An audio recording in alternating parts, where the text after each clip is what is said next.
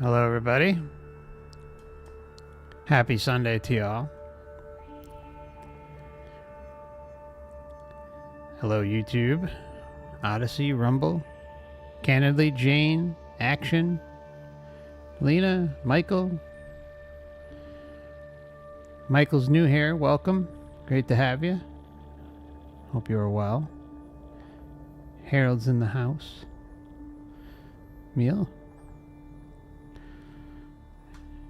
Did I already say hello to True Detective? Hello, True Detective.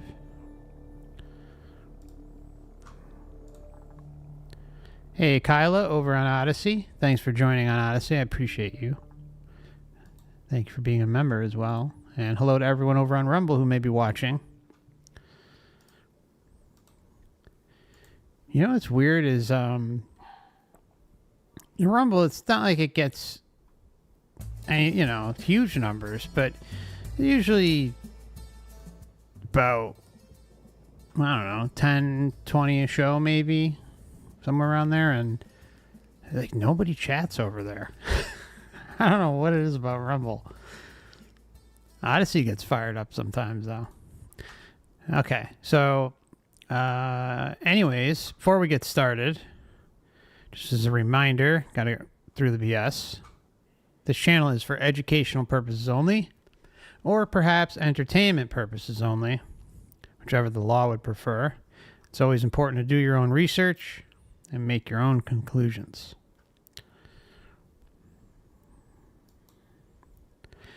All right, so today got an interesting one for you. It's kind of like the title said. It's a little bit for everyone. We're going to be going. So the experiencer's name is Helmet, and what was funny is I remember covering an NDE with a man who had the same name, and I was like, "Did I cover this guy before?" And then no, it was a different guy. So this is a different case for anyone who may be wondering. Same name though. Anyways, it's a really interesting case because, like I said, I'm repeating myself, but it's got a little bit of everything for everyone.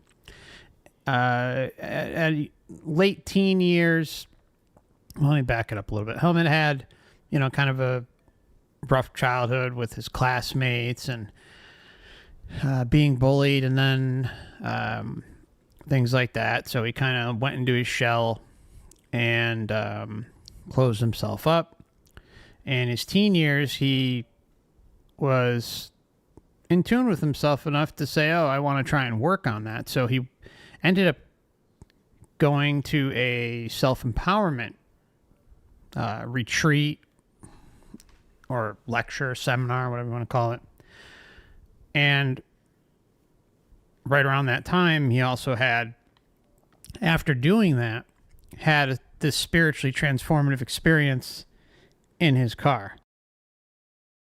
But this STE has very similar qualities to an NDE. And I think it's really important that these cases are brought up and that we talk about them, because what it does is shows the further data crossover. Hello, everybody. Thought I had my camera on, but I didn't. It shows the further crossover, right, between the different data types and the patterns. This is someone who was not near death, not trauma in the terms of, injuring himself to the point where he had an NDE. So it's different, but it has similar qualities when he's in the car going through it. Grew up with a pretty indoctrinated religious belief system. He starts working on that. He explains some of what happens because he falls out of the indoctrination a little bit, but at the same time you can tell it's stuck with him, right? And he, is weaving in and out of some different spiritual routines and philosophies and whatever religions, and I don't remember exactly which ones, but That's right. He was doing transcendental meditation. So that's more like a spiritual practice, but we can even talk about that at some point. That's kind of a different conversation. I think transcendental meditation, I know it's helped people, but at the same time, there's no reason that you don't need it. It's people, a lot of people, they spend money on it. I've heard mixed things on it, but the way I see it is there's no point. You don't need to get involved with that. There's plenty of great meditation teachers out there, and as long as you have the basics and you're committed, there's really no point. So he ends up in that, but at the same time, this is, I believe, in the 70s, and ends up running into like a peace and love commune type thing, and they suck him in. Evangelical Christian type stuff. And he's stuck in that for 10 years. Finally wakes himself out of it. And I suspect there was a lot more going on there. And the reason why I'm kind of going over this is because I'm interested in what you guys think once we get to that point where he starts talking about those 10 years. Because even though he says some nice things, it's clear that there is definitely cult activity going on in this place.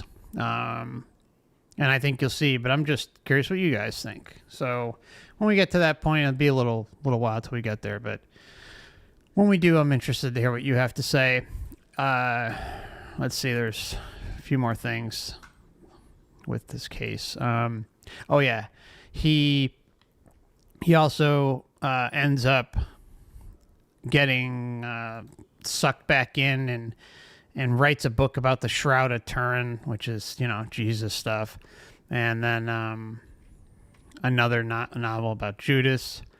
What's interesting is he's, throughout all of this, he's saying, I'm still not fixed. Still not fixed. Meaning he hasn't resolved his problems, his trauma.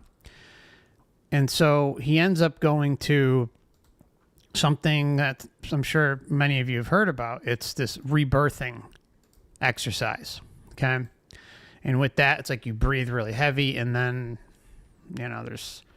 you're set up in a way where you can basically go back in time and see your early childhood.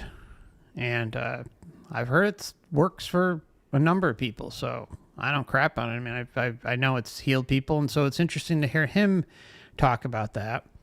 And so after he did that, then he ends up going to school, become a doctor, and help others with their trauma, and he wants to help them ease their suffering and be a service to others, which is really awesome.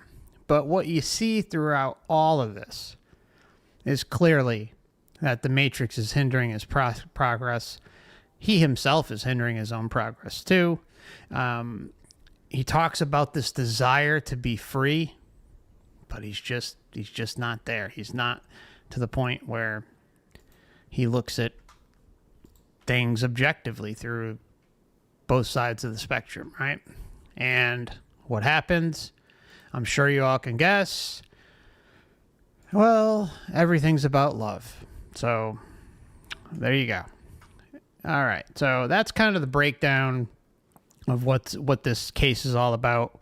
And I'm looking forward to going over it with you. So let's hop right into it. Just bear with me one moment here. I just got to pop this up here for a moment. Okay. Come on. Okay.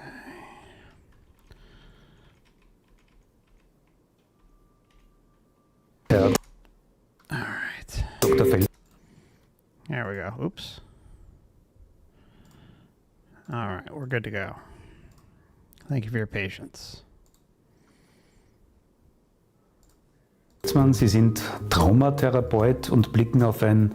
Dr. Feltzman, you're a trauma therapist and look back on a religiously and spiritually moving life.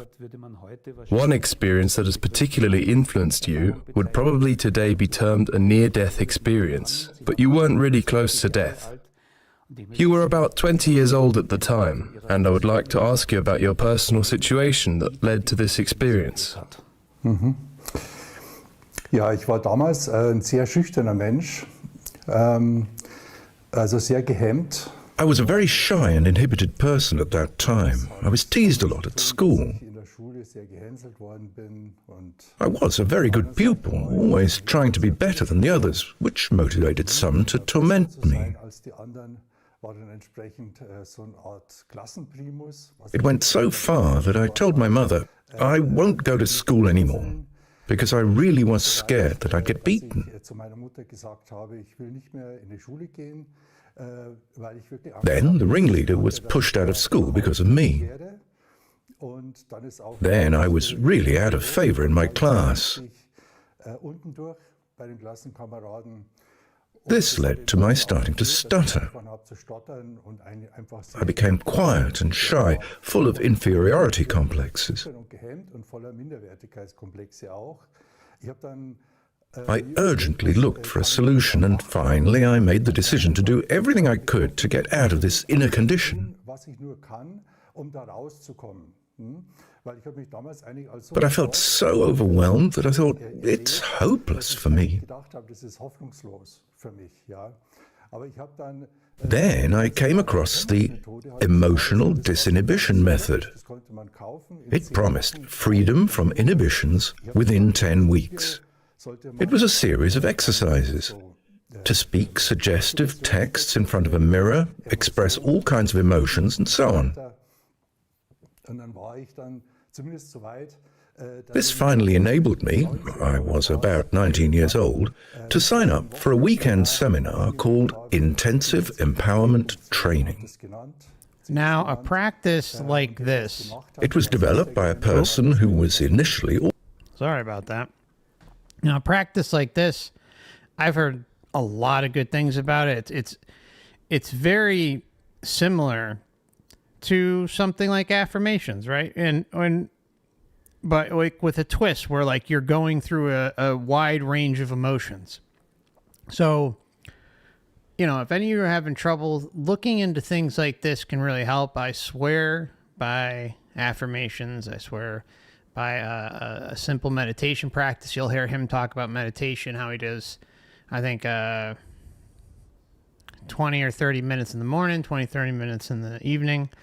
And I meditate every morning, not so much at night anymore, but, you know, these small things can help you. You know, getting through the day to day isn't always easy. So looking into these types of exercises, regardless of what book or teacher it is, give it some consideration if you think you're in need of it.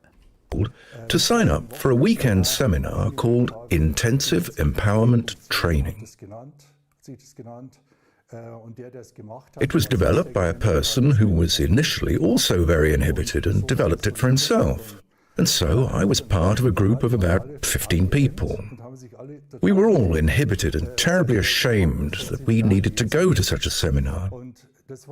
The seminar was very successful because, in the end, everyone was able to perform what was the aim of the seminar, to stand in front of the group and express how they felt.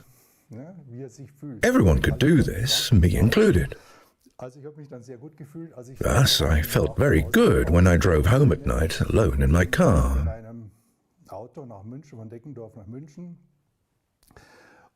I always say it like this. I was thinking no evil, and suddenly I was in the middle of this overwhelming experience. It is difficult to describe because words are far too weak to transmit such a kind of reality. It seemed as if suddenly life itself was sitting beneath me in the car. I experienced a totally loving presence, an overwhelming love. But it was not me, but something, someone, yes, a presence that told me, I love you, and I'm glad that you want to find me. Those were the two phrases. What befell me during this drive was so important to me that I can divide my life into before and after. I was another person when I arrived at home. This experience must have been so overwhelming for you because you had extreme self-doubts and didn't meet the ideal you wanted to be. Well, ideal, I was very far away from any ideal. Until this experience, I felt inferior, absolutely worthless. I tried hard through good performance. I was a good child. Okay, so what I'm going to do is just back it up because, you know, the experience part of this, it's this small segment is worth repeating, and I wanted him to just kind of let it all out. So I'm going to rewind it and go over it a little bit more. But it was not me. It is difficult to describe because words are far too weak to transmit such a kind of reality. It seemed as if suddenly life itself was sitting beneath me in the car. So this is, you know, OBE territory. You know, spiritually transformative experience is another one because this kind of just molded everything moving forward for him, which is very common. So he's essentially looking down, getting love bombed, and at the same time also being told, oh, I'm glad you're looking for me, or whatever the words were. Experienced a totally loving presence, an overwhelming love. Overwhelming. But it was not me, but something, someone, yes, a presence that told me, I love you. Now, oftentimes, I mean, I know, I've talked about this a few times, an experience I had. I've had these experiences in meditation, but one time, a Zen Buddhist retreat I went to, I was on cloud 9 for, I don't know what it was, a week and a half, 2 weeks, and like pure bliss, love, and it was just insane. Like it was just nonstop, and then it just kind of like shut off. And when you go through something like that, it's extremely powerful, right? And that's why you can't knock any experiencer who has this type of experience.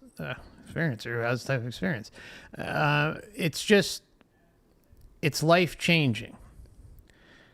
And it gets you, of course, asking questions, but if you happen to be of the Matrix mindset, even if you're coming to the realization that this is fake, right? That this is an illusion, which, you know, a number out there do come to that conclusion, but there's still that programming that they just can't shake. And that's why there's all these religions and philosophies and various endless distractions here for us to fall back on. Or someone else has the answers. This one has the answers. That one has the answers. Oh, I did, you know, this Zen Buddhist retreat. Now I'm going to go to India, or I'm going to go to, you know, Nepal, or whatever, you know, Tibet, whatever the case may be. And I'm going to go do this. I'm going to, you know, but I mean, 1,000 different things could come of it and just send you on your way towards distraction highway. But all that's part of our individual journey. The problem is when you truly don't see the big picture, right? And that's like what's going on here, what's in front of you. When you're stuck in a ideology, a dogma, a religion, certain type of philosophy that is blocking you from seeing the truth of what happens here and how it doesn't coincide with something. See, the thing is, it's tough to get to the area of the soul trap. It really is. But when you're kind of blocked by all these distractions, it's not easy, right? So for anyone who goes through an experience, you have to have compassion and empathy. You do. It's not, they're not purposely trying to deceive you. They are having a customized experience. I was just responding to a comment today about it, and they're having their experience, and they're being, they're having these interactions with the Matrix, coming back, sharing them to the public at some point. Usually it's 2 years later or much longer. And they're just sharing what happened. Sometimes they write a book. Sometimes they go and talk about it at support groups, NDE support groups, or whatever the case may be. And they share their experiences, and then they find a community of others who have experienced the same. So what does that do? It further confirms what they went through, and it makes them, oh, shit, all right, I'm not the only one who's experienced this. So that's great. I didn't lose it. Everything's cool. This one is saying pretty close to the same thing that I experienced. So it confirms things for them, which is a really, really difficult thing to get out of. Very difficult. So you just have to have compassion and empathy for all these individuals. They're not purposely trying to deceive anyone. Of course, there's always going to be some that slip through the cracks who are opportunists and all that stuff, but I find them to be far and few between, except for some of the big-wig religious channels that cover NDEs. There's a number of clearly paid actors and stuff going on with that, which of course is all narrative driven around the religion that they're promoting. So anyways, yeah. And I'm glad that you want to find me. Those were the two phrases. All right, I'm sorry to cut it off one more time, but I'm glad that you chose to find me. Talk about the Matrix stepping in. If I was sitting down with him, I would ask him, like, did you call out to God at all, or did you ask to be reunited with God or whatever, Jesus? And I'd really love to know the answer to that. I don't think we'll get it because it's not discussed, but either way, it's clear that he was opening up a spiritual gateway, a spiritual path within him by coming to the lecture, the seminar, reading the book, doing the 10 weeks, then going to the lecture, and he opened up his pathways to better himself, but there's also spiritual implications with that as well. So, and he has his training, his indoctrination from childhood with religion mixed into all of this. So it's like a perfect storm for the Matrix to step in and make sure he doesn't go too far out of line. And I'm glad that you want to find me. Those were the two phrases.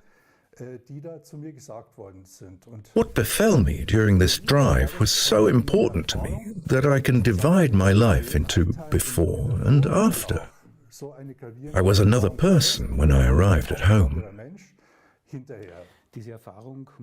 This experience must have been so overwhelming for you because you had extreme self-doubts and didn't meet the ideal you wanted to be. Well, ideal? I was very far away from any ideal. Until this experience, I felt inferior, absolutely worthless. I tried hard through good performance. I was a good child, pious, Catholic, Mum's darling. But something was missing in our family.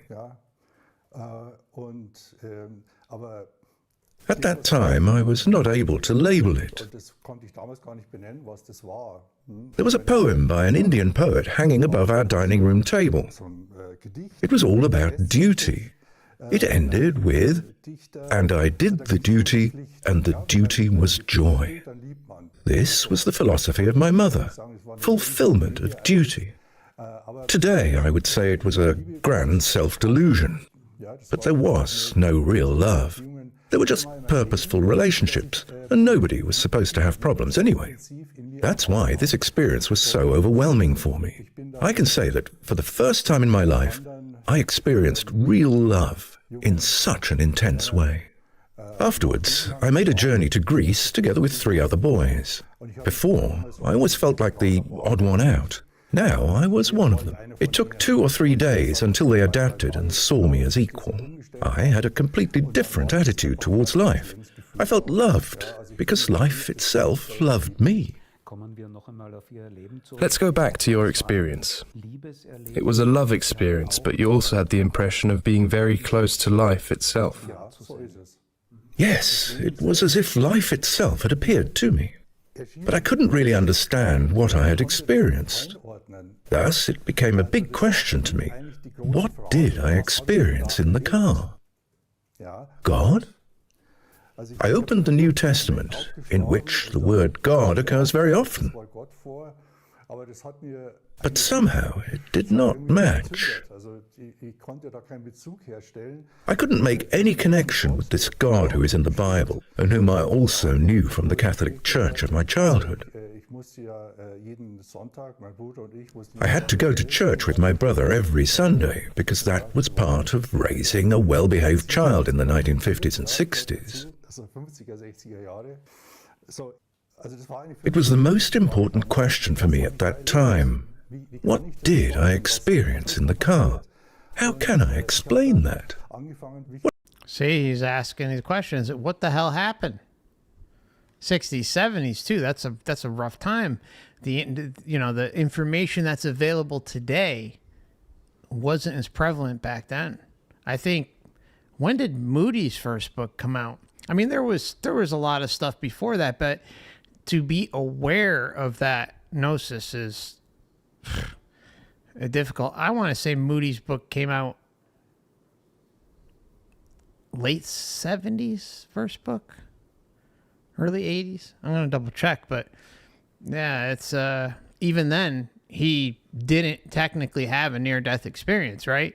He had an experience with NDE-like qualities, so the chances of someone like him picking up a book, even by Moody, would be slim to none, because he didn't have a death experience. It was the most important question for me at that time. What did I experience in the car? How can I explain that? What really happened there? I started to devote myself to the search for the meaning of life, because I thought, what use is all your knowledge and all that if you don't even know what you're doing it for? I soon found what I was looking for in Indian sages like Yogananda. I liked what he said and how he described his encounter with God. So I was gradually able to establish a connection with my experience. You already briefly mentioned that you were very close to Christian tradition as a child. You write about your youth. I remember that after my confirmation, I did not wash my forehead for 2 days, in order that the holy oil might be preserved for as long as possible. Exactly. The bishop himself. It was almost God who made the cross on my forehead.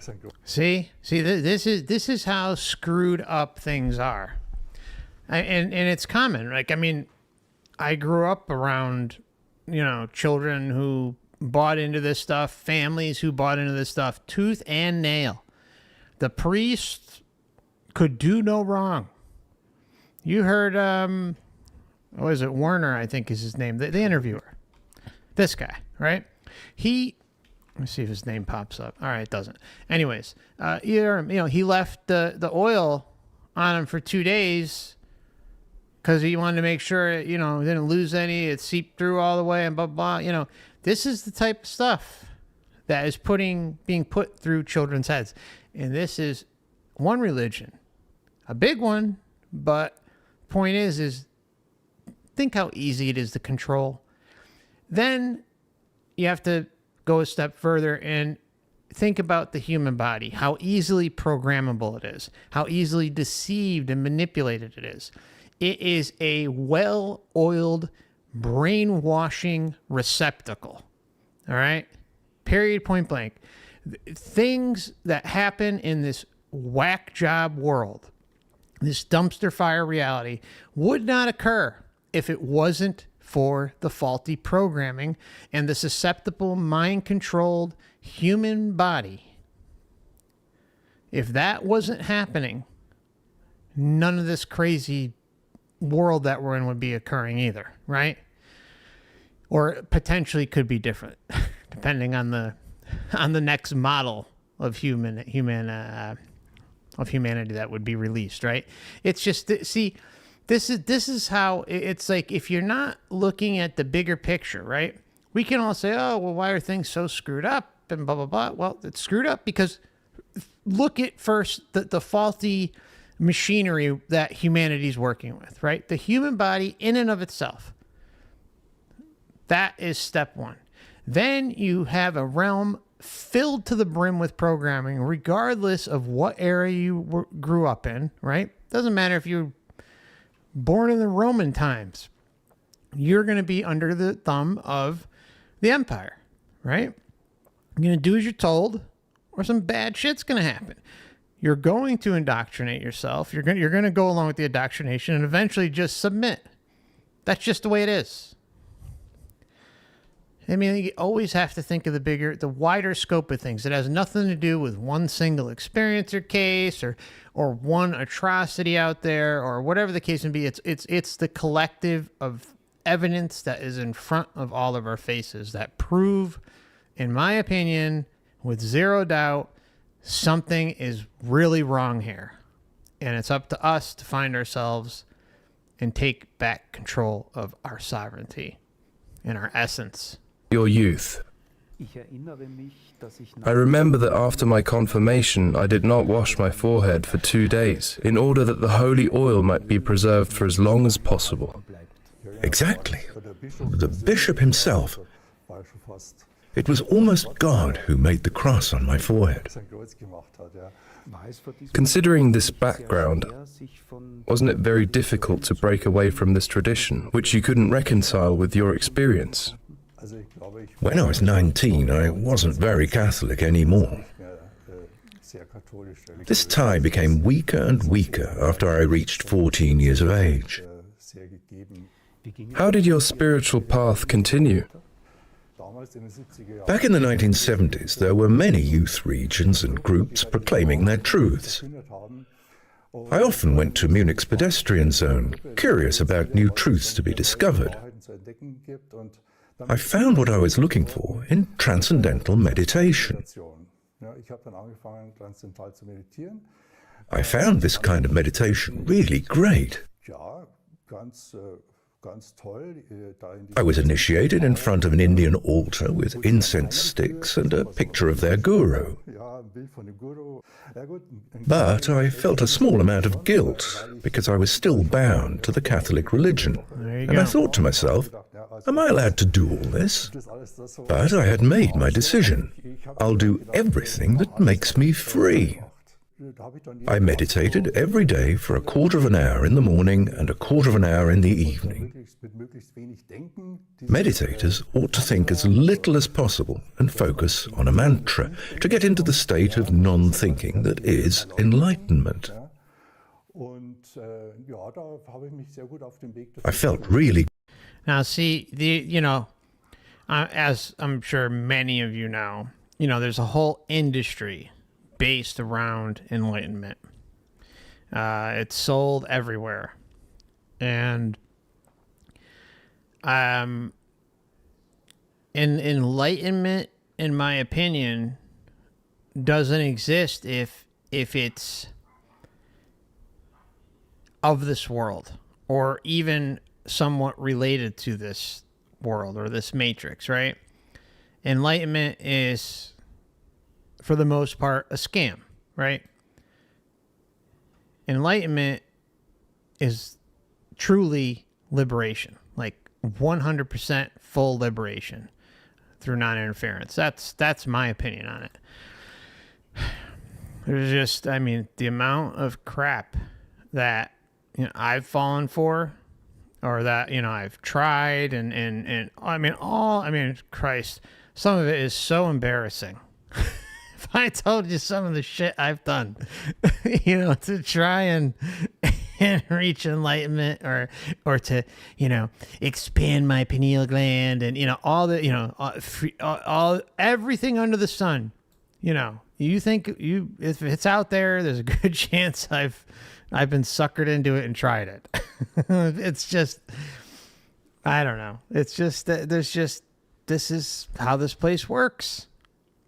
But it's designed this way on purpose, right? It's designed this way so that there are these niche industries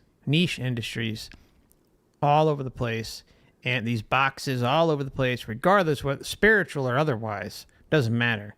As long as you're falling into them and you're distracted, they got you. Good on the way to becoming enlightened.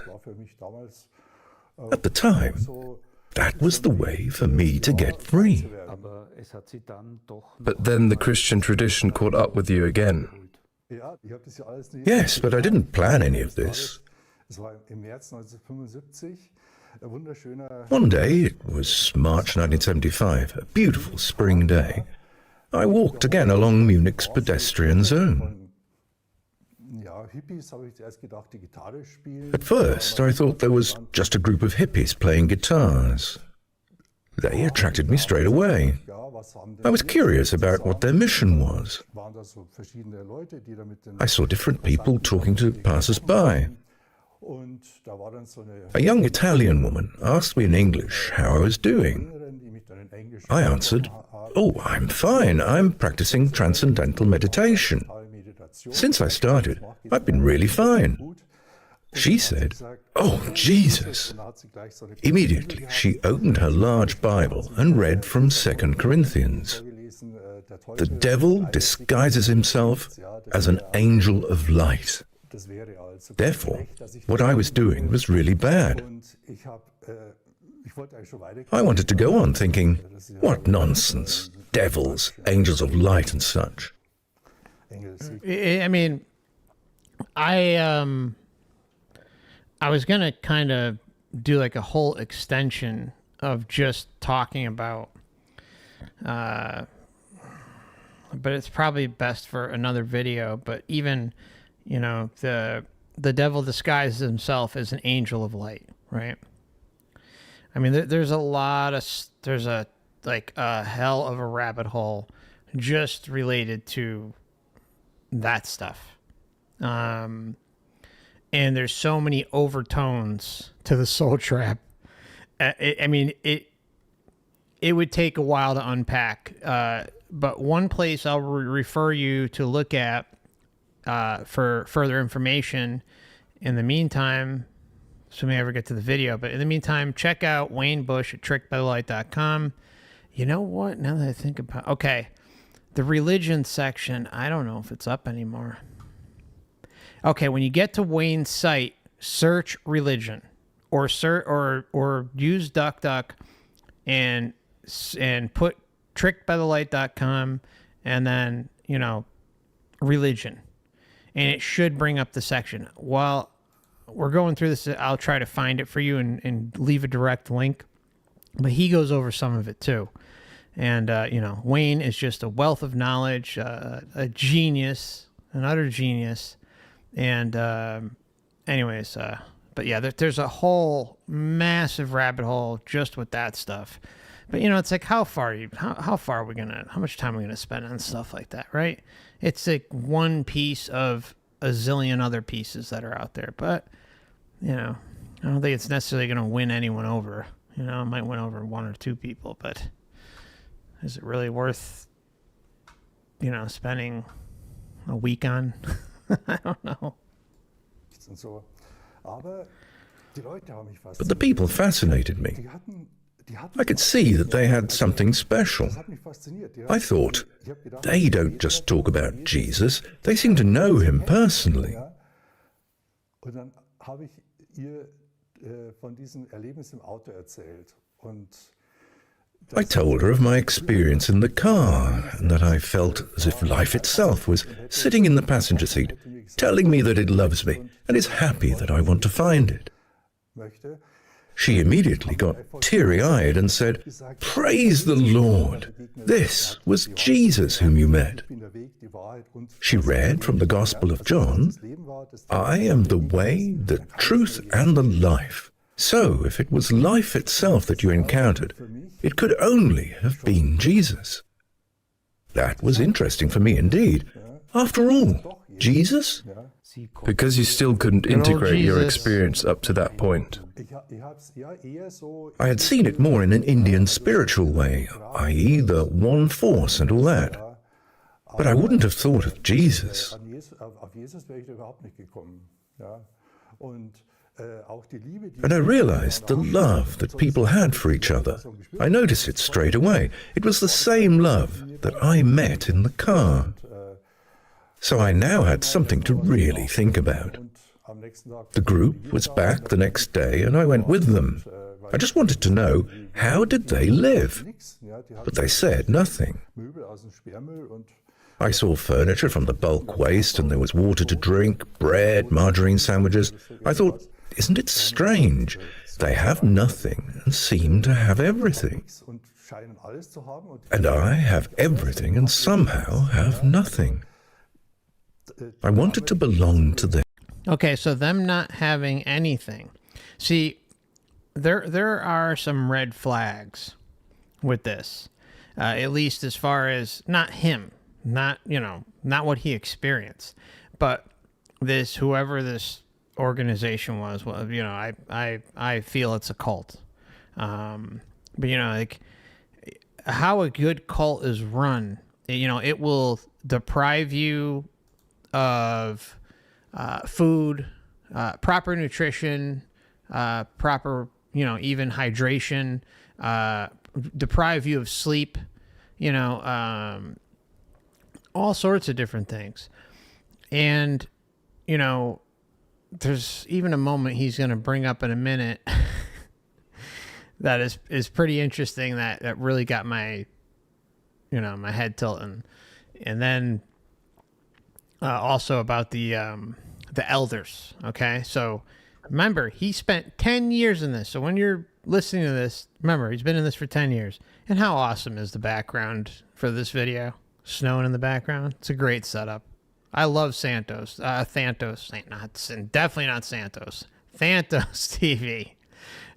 Great channel. Highly recommend them. Highly recommend supporting them. They're doing great work. Great work. dann habe ich dann am Nachmittag, am späten In the late afternoon, I sat down with this Italian girl outside in the garden. mit der Italienerin draußen im Garten und dann hat sie mir gesagt, ja, She asked me to give my life to Jesus. also ist für meine Sünden gestorben. He died for my sins, and I should confess my sins and ask him into my heart. Bitten, ja, also die klassische, It was the typical born-again situation. Born again in the Spirit. ja, genau. Yes, exactly, this classic Christian routine. So, diese This born-again narrative that came over from America and that we in Germany are not so much familiar with. Aber damals, als ich da saß in der Sonne, But back then, as I was sitting in the evening sun and she told me all this, and I thought, yes, she's right. ja, I am really in need of a saviour. könnte eigentlich schon Heilung I did what she proposed and asked Jesus into my heart. bieten und dann war ich Thus, I became one of them, was warmly hugged and welcomed as new brother. neue Bruder und so. Und es hat mir natürlich alles riesig It felt so good. also vor dem Hintergrund, It was overwhelming after all that I had suffered, how I was teased at school and so on. willkommen gefühlt. Ich habe mich eigentlich nie I felt really welcome. auch, ja. And that's indicative of a love bomb when you're welcomed into a cult-like group, right? That's number one for almost any cult. To provide like a love bomb. And if there isn't a love bomb, then there is going to be material on the front end that is going to drastically help you change your life in the here and now if applied, if you're taking it seriously. And then once they have you with either of those, if not a combination of the both, then you're most likely going to get hooked in. And before you know it, you're signing away your entire bank account, selling your house, and moving in the kids and the whole family to the commune. And then you want to leave later on, you have nothing. And you're reliant on this whack job organization. See, this is why the sovereign path is the only choice, right? There is absolutely no reason whatsoever to be involved with any sort of cult or organized religion, in my opinion, in the year 2023. Okay? All the information's out there. We all have access to everything under the sun. You can find out everything and anything about all religions, all philosophies. I mean, you can lift up every nook and cranny, and you can go to the grave not having everything, right? But, I understand that, if there's like a place you like to get together with spiritual individuals and stuff like that, on the weekends or something, with like-minded individuals get together and, have a service or something, or maybe go to a park or the beach or something like that. I mean, that I get. But organized, to the point where, you're risking your life, your well-being and stuff like that. I mean, that's where it just goes too far. And there are so many of those out there. So many. Just makes me sick how anyone can treat someone or even a group like that.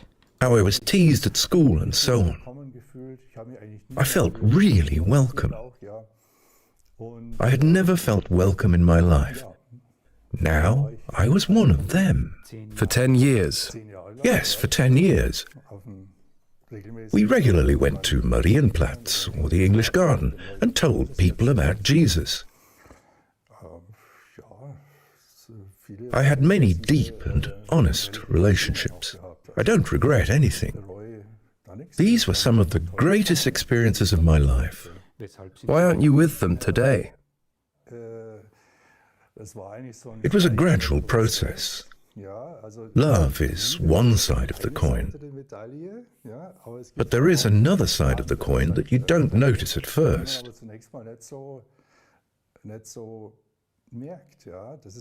It's like being in love.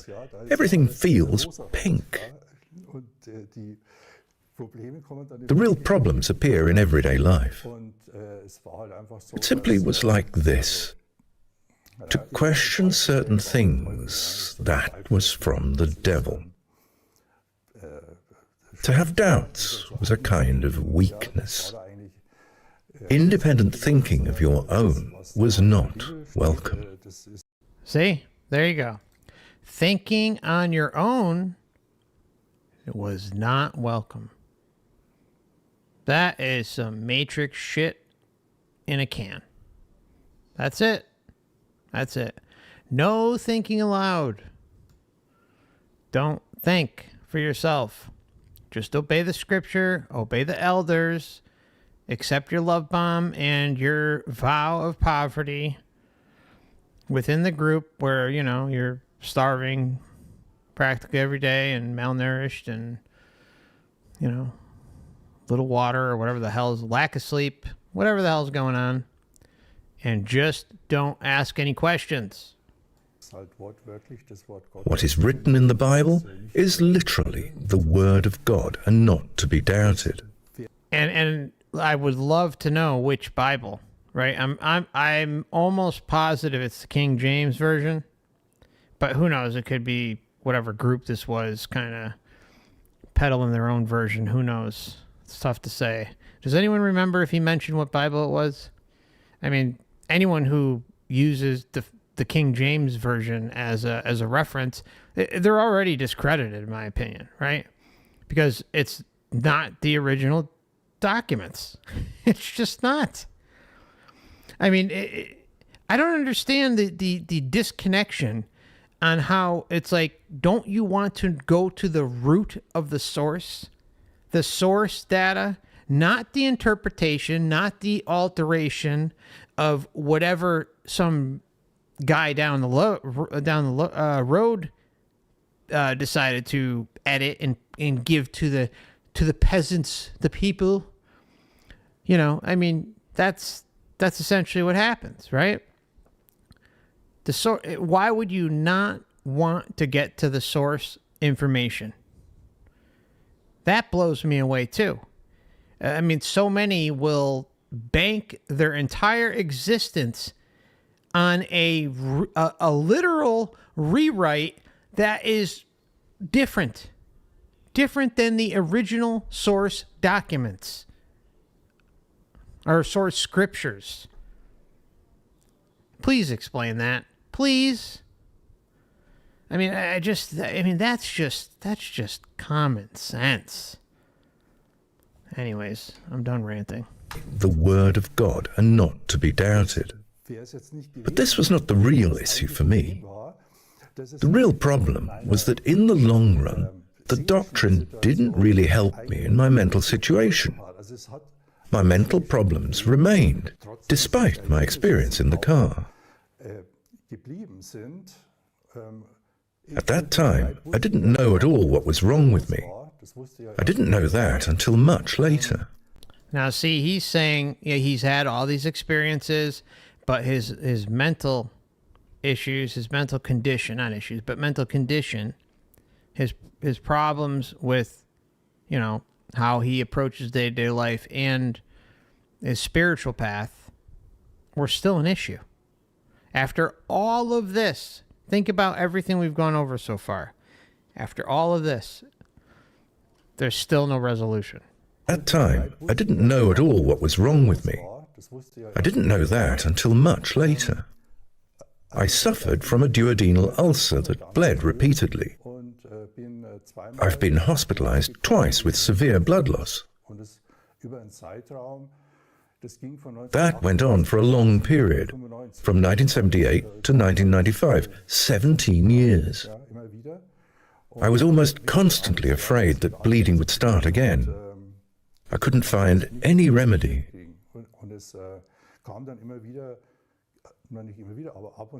Now and then a great powerful preacher came from America. He laid his hands on people and, in the power of the Holy Spirit, they fell down and lay on the ground. And so did I. The Holy Spirit would then heal them. It didn't work. I ended up having a conversation with the elder of the church. I told him, I don't know what to do. I have these problems and I'm not getting a cure.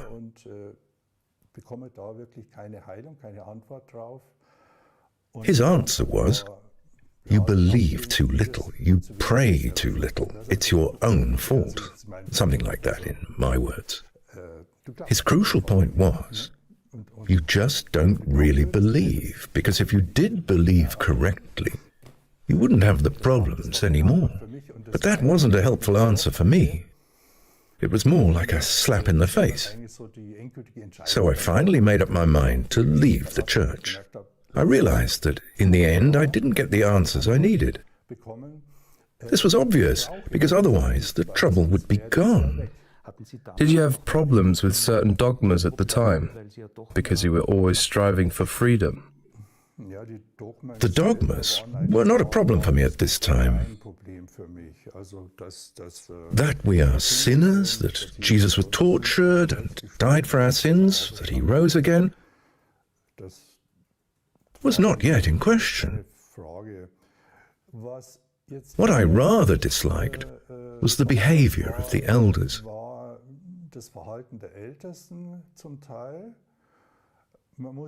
It's important for me to note This group that came over from America was part of the Jesus People movement. The mood at that time was against the Vietnam War. Make peace, not war. Many young people were searching for meaning, smoked marijuana, did all sorts of things. Ah, the devil's lettuce. What are we going to do with him? Anyone out there smoking the devil's lettuce? Okay. No point to that.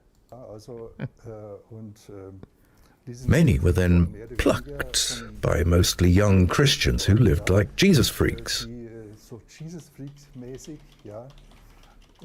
They had found a meaning of life in Jesus, in his love, which is of course also part of the message. But none of them had any theological training. They did their best, all fine. But because of their background, they did not have the in-depth knowledge to lead a church properly. Some bad decisions were made. Part of the community was sent to a farm in Austria, up in the mountains, an old, run-down farmstead. There they were, and no one knew what to do there. So the group is being sent to an old farm in the mountains. They didn't know what to do there. Can you believe this? I mean, everything he describes, he does not come out and say it point blank that it's a cult. He doesn't say it. But towards the end, I mean, it's got all of the hallmarks, you know, not intensely, but it's got all of, like, I guess the precursors that would represent a cult. I mean, just imagine, okay, you know, Jesus knocked on my door and it's time to go. It's time to go. We're headed to the mountains, to this abandoned, rundown farm, and good luck.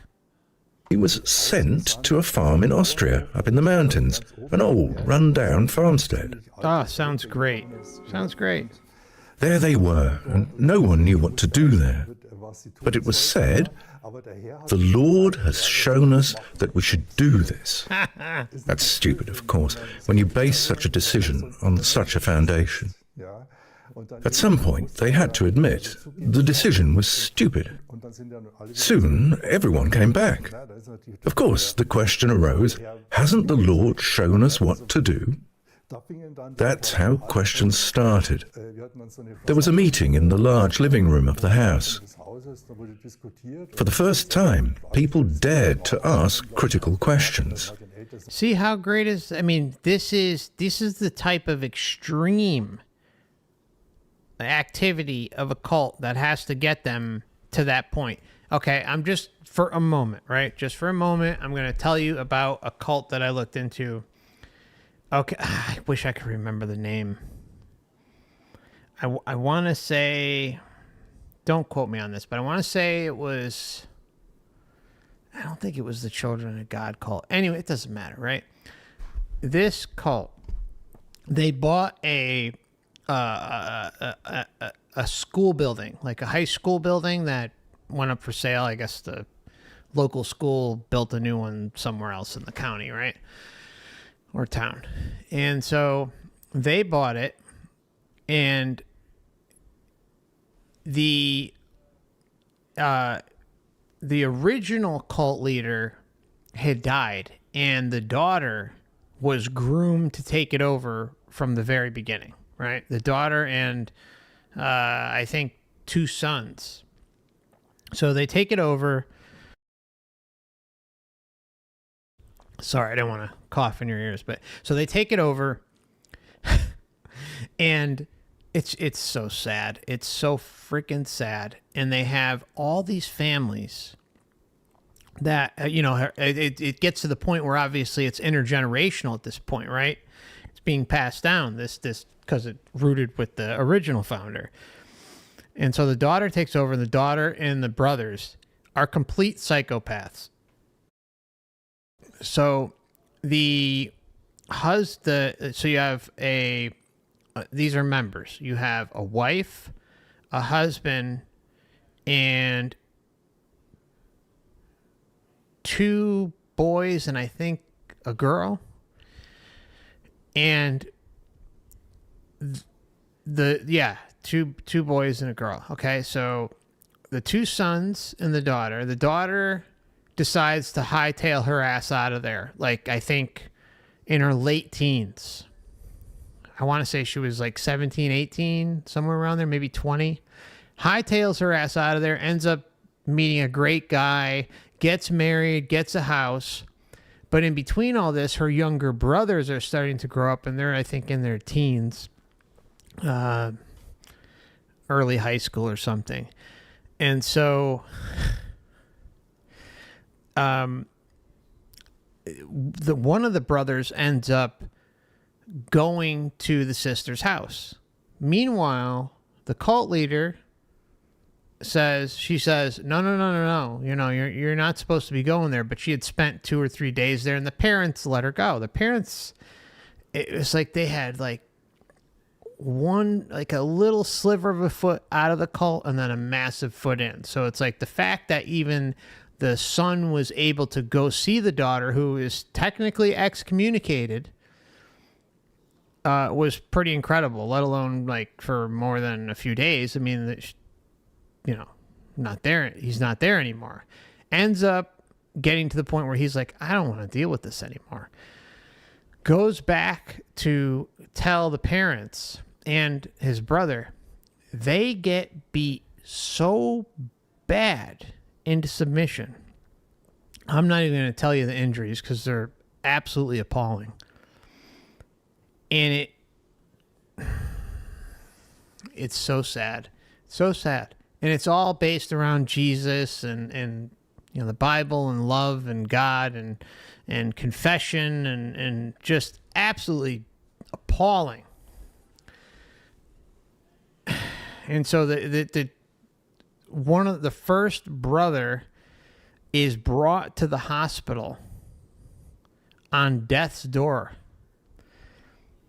and dies in the hospital. The parents brought them there in a van, dropped him off at the door, and left. They freaking left. Then, obviously, the police are like in the hospital, like, what the hell is going on? And they hunt down exactly who his family is. They find the school, that's the cult headquarters.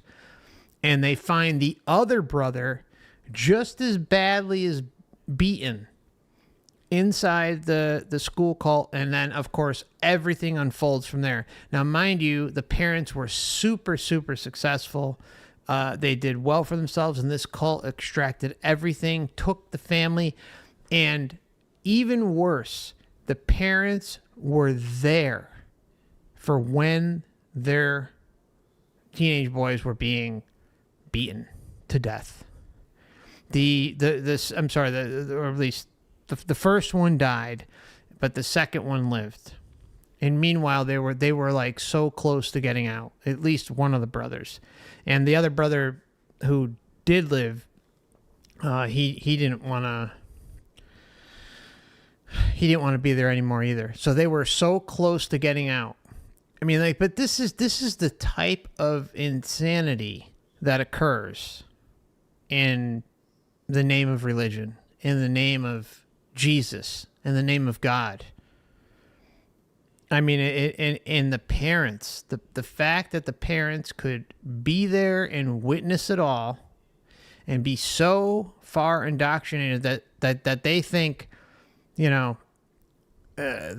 church leaders can beat on their own children to the point where again, like the what happened to them is it's very disturbing, and the reason I bring it up is it's just, this is the type of shit that happens, right? This is everyday stuff out there. This is normal. This is normal in some of these high pressure cults.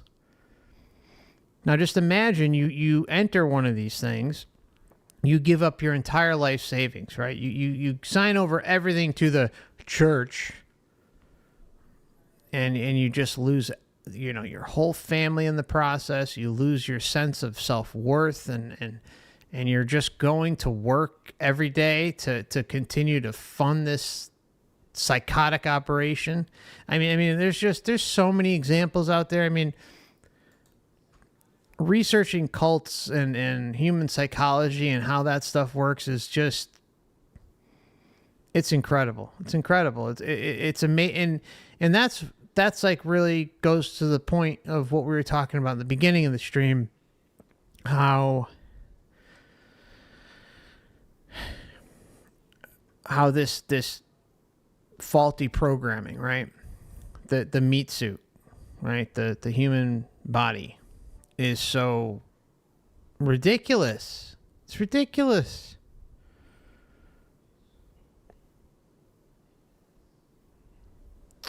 I mean, if everything's about love and acceptance and, God loves you, Jesus loves you, and all this stuff, and that's what the narrative shows, right? That it's not bullshit. I mean, it is bullshit, but it's not bullshit in the sense that like it can't be proven, right? There is a long-term deception going on in the name of love, that everything is about love. There is a long-term deception being played on humanity and our essence, our very being at the time of death, right? Not us, but it has been played on us before. I mean, like, and then all you have to do is think about this story that I just mentioned. This one little small example. And you tell me, is everything about love? Was that a learning experience for them? Oh, if you saw the fucking pictures, if you saw them, so heartbreaking. Anyways, we'll move on. I want to give a big thank you to AA and NAC for their very kind and generous super chats. Thanks so much. AA, I greatly appreciate you. Thank you so much. And NAC, thank you so much. Appreciate you as well, my friend. Thank you. You're always so kind. Both of you are very so kind. Thomas, also very kind. Been a member for 21 months and says, is it possible that memories could be implanted? Sure. Yeah. Yeah, I just don't think it's just not all implanted, right? It's not that far gone, right?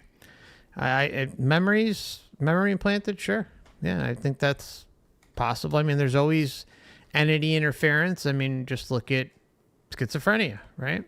There's an example of memory implants and interference where someone acts or does things based on outside interference. So yeah, it's always good to see you, Tom. Hope you're doing well. All right, so I do have to take a break.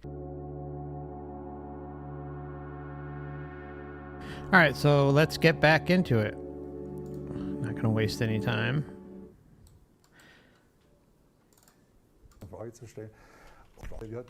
There was a meeting in the large living room of the house.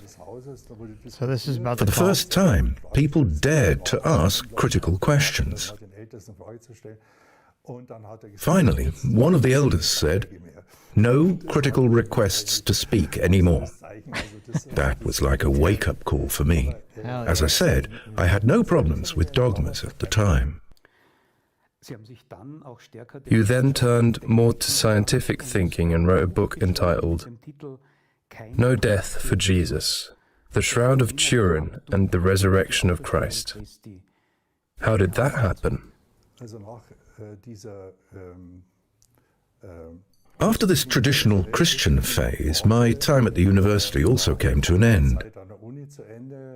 I had been an assistant at the chair for operational research in Munich. I was dropped like a hot potato in church. The devil's got him back. Helmut is back in the world. This is an experience of what conditional love is. As long as the conditions are met, all is well. But as soon as they are no longer fulfilled, you realize that it can never have been real love. It was a hurtful experience for me that I wasn't loved for my own sake, only because I kept certain rules of faith. I never ever wanted to have anything to do with any Christian church anymore. And I decided to focus now on my career, to have professional success. And it worked out. It was the time when the PCs came up. I developed software for footwear retailers and founded a software company together with a purchasing association. We soon became market leader in Europe. That was a huge hit.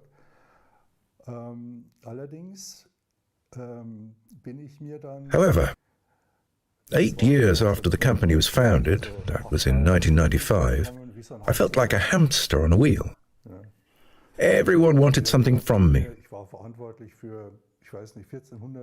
So it's kind of interesting. I don't know the timeline specifically, but based on the conversation, it would indicate that the Shroud of Turin book that he did came out, and then he also had done this computer software stuff for footwear stores or something, and became widely successful for it. Makes you wonder if it's like a quid pro quo, right? At the behest of the Matrix. I don't know. Just saying. What's interesting about the conversation regarding the Shroud of Turin, it's like he's like, oh, I you know, maybe I know I'm not going to say it because he hasn't brought it up yet, but we'll get to it. We'll get to it. I don't want to ruin it. I was responsible for 1,400 footwear retailers across Europe, with a few thousand shoe shops. Had immense responsibility, pushed by everyone to develop this and that. On the other hand, I received little support from the purchasing association, which always wanted more. I was hospitalized again due to severe internal blood loss. I thought, you have to do something, otherwise you won't survive. This is dangerous.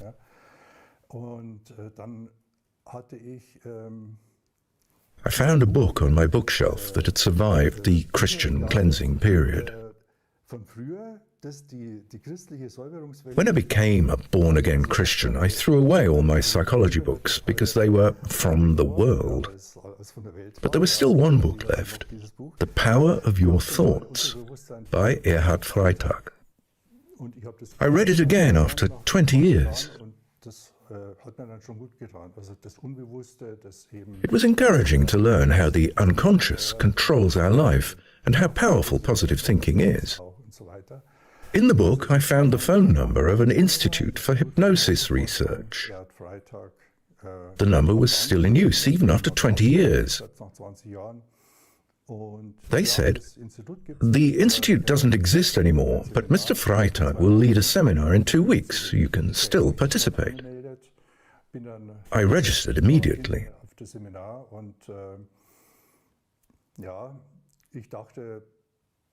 I thought it would be a normal event with tables, chairs, and an overhead projector.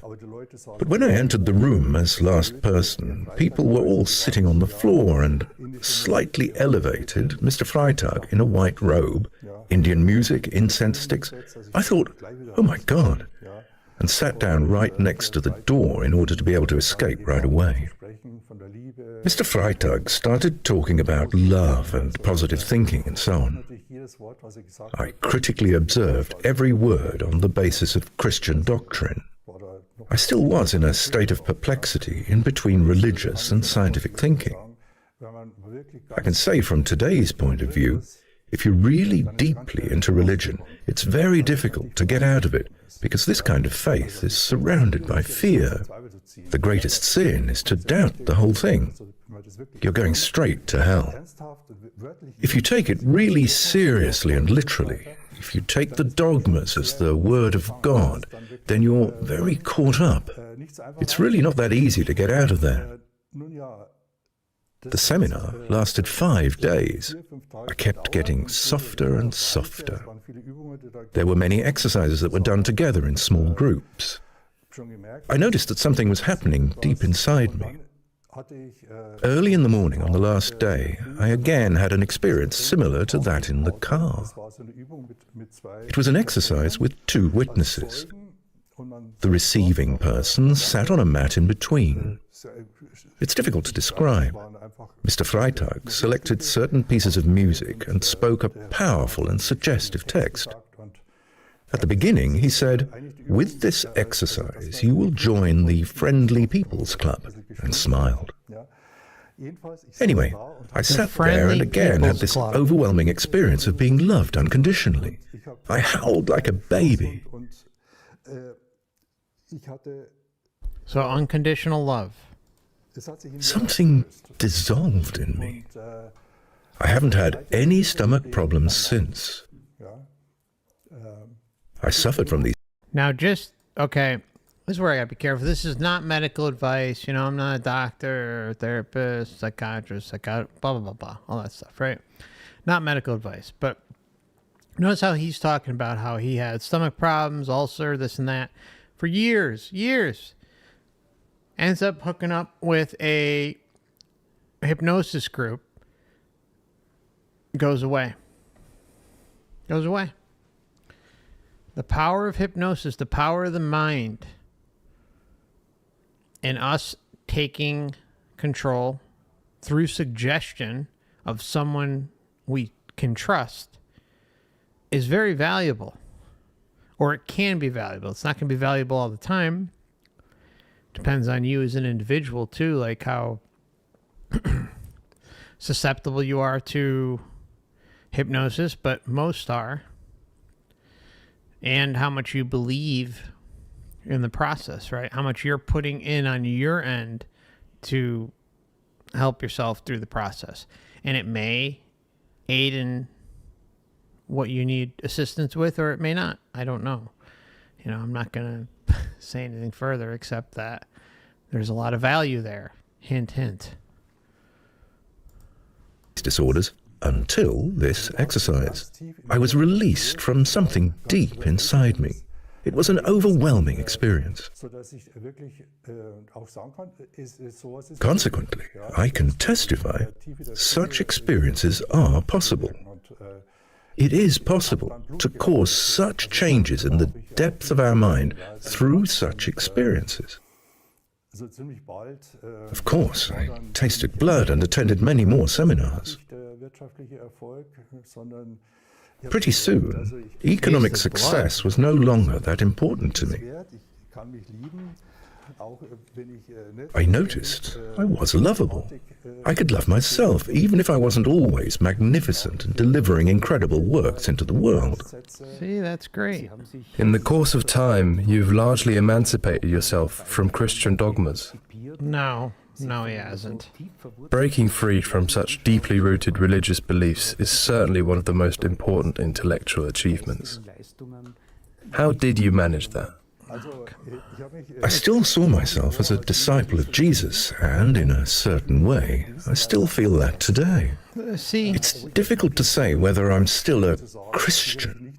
Definitely not according to the creed of antiquity. I was in this phase of coping with a trauma, always very connected to Jesus. see, Jesus was the crutch, right? Jesus was the crutch, you know. It's love bound, and you know he's looking out for you, or it's looking out for you, and yada yada yada. I mean, it's a lifelong crutch, and where does it root from? This is where we get back into childhood indoctrination, right?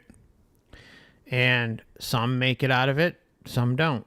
He has made himself kind of get out of the weeds, but he still can't let go of the concept, right? And in my opinion, is banking on a lot. I mean, this is a man who has been through it. He's been through the weeds, but as we've seen throughout this entire testimony, he has still had he's still clinging to it, and that's, in my opinion, why it's can't go much further. I mean, I hate to say it, but that's just my opinion. But only gradually, I realized that it was my deepest, innermost self that I was truly connected to. That there is no separation at all between my true self and God. To the extent that I experienced that God is unconditional love, I also realized that the traditional Christian understanding of man and God is something like brainwashing. Because you believe in a God who loves, but who also sends you to hell.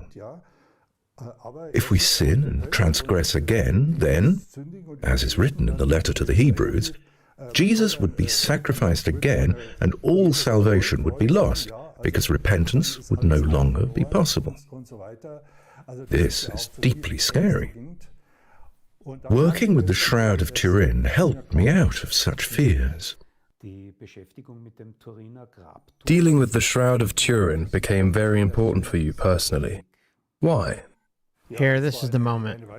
This was another huge surprise in my life. At that time, in the year 1998, a new book came out entitled Jesus Did Not Die on the Cross, The Message of the Shroud of Turin. When I saw it, I thought, what a heresy! That's weird. I didn't want to buy it, but then I thought... Okay, just keep in mind what we've learned so far. We're talking about a period of discussion. His childhood's in the 50s, teen years in the 60s, early adulthood 70s. Fast forward to the late 90s. I think he said 99 when the Shroud of Turin book came out that is confronting his world, right? And what was the term that he used? What blasphemy? What blasphemy? So to sit here and, let's just talk turkey, guys, right? Let's just talk turkey and break down about what he has told us. He's saying that, he's not of this belief and, or like he's disconnected himself from this dogma and stuff. He's knee deep in it. Nothing has changed. And Helmut, if for some reason you happen to run across this video, I mean no ill harm. I value everything you've shared with us and I appreciate it. But what we're talking about here today is the soul trap and indoctrination and how an experiencer, and this channel is dedicated to experiencer cases. So I mean no, I'm not talking down or crapping on you or your experience. I'm just pointing out that clearly, if you've got almost 30 years of your path and you're, saying blasphemy, that says a lot. It says a lot. I'll leave it at that. I saw it. I thought, what a heresy. That's weird. I didn't want to buy it, but then I thought, if the Shroud is so important to you, you should at least know other opinions, even if you don't like them. I finally read the book and had a sleepless night immediately, because it was quite clear to me that I could not ignore statements of coroners who presented their views very convincingly, based on photos, research results, and logical considerations. Their statement was clear. The man under the shroud couldn't have been dead. There is way too much blood for a corpse and things like that. Also, there are many indications that the man under the cloth was our Jesus. Bingo. All right. One moment.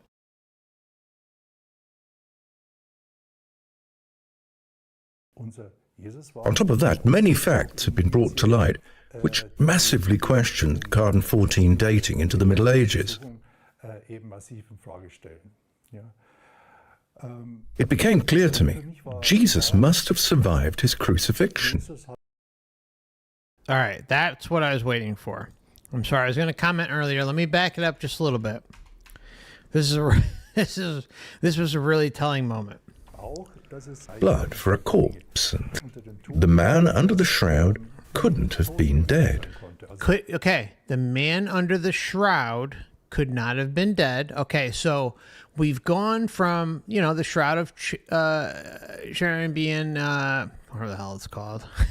I can't. I used to know this stuff like the back of my head.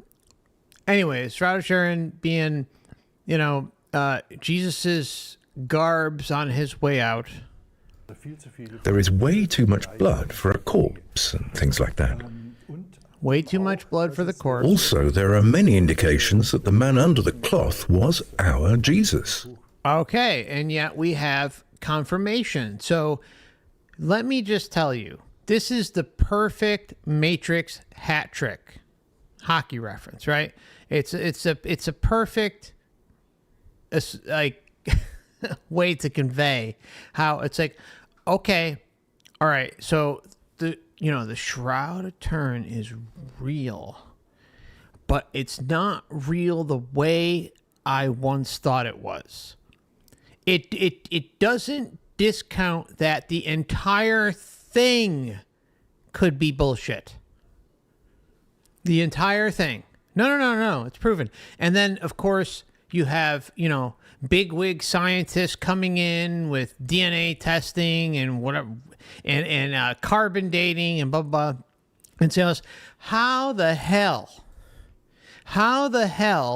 common sense doesn't take any sort of, you could have the smallest education on earth, and all you have to do is look at it and say, how do they know it's Jesus? How? Oh, because it looks like him. It's got his thorns. Or whatever the hell's going on in that image. It's been so long since I looked at this stuff, but it's like, come on. It's like the possibility of it all being a deception, and that, there's a whole industry that has a vested interest in making sure that this thing is propped up around the world. No, that couldn't be possible. Oh, okay, so Jesus was alive when this happened. This is the narrative that we're shifting towards. See, this is the Matrix encapsulated in an amazing moment. I mean, if there are any moments on this channel, this is definitely one of them. It's definitely top 20 on the list of bullshit Matrix marketing department narratives if you've ever seen them. I mean, I'm sorry. It's like, how can it not cross the mind that the entire thing could be bullshit?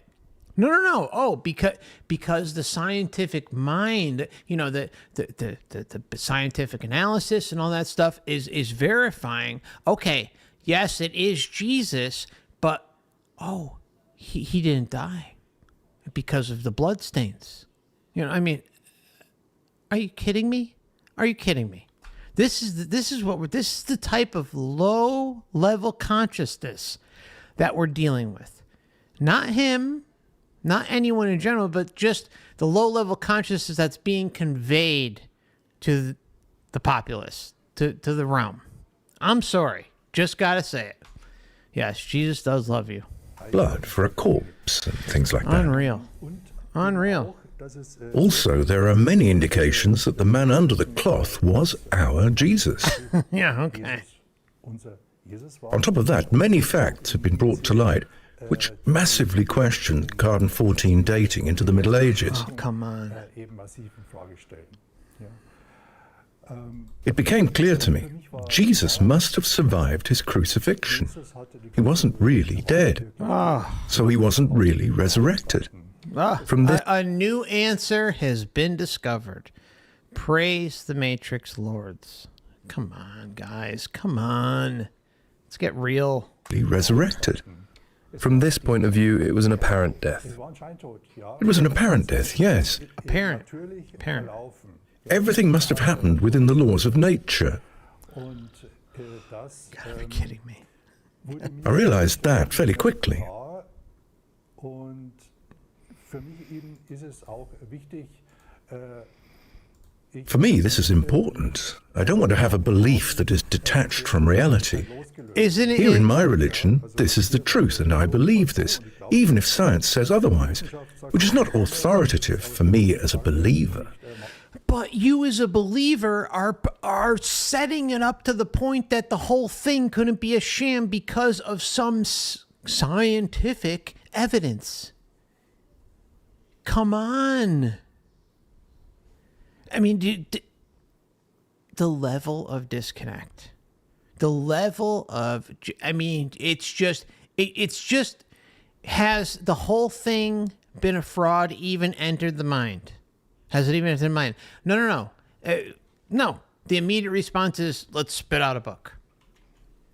And what happened, remember, he got quite a bit of wealth under his belt. Not that, in a business-related venture with computers and, stuff like that. And, the Shroud of Turin is a big topic. It's a big topic. It's almost like, what's the one where Mary showed up? What's the name of that one? The apparition, where did it happen? Witnessed by loads of people. I don't remember when it was. I was younger when it happened, but I want to say the 90s, 80s, something like that. What's the name of that? Anyone in the chat, help me out. The one where it was like Fatima. That's it. Yes, thank you, Terry. Fatima. That's it. That Fatima. That one.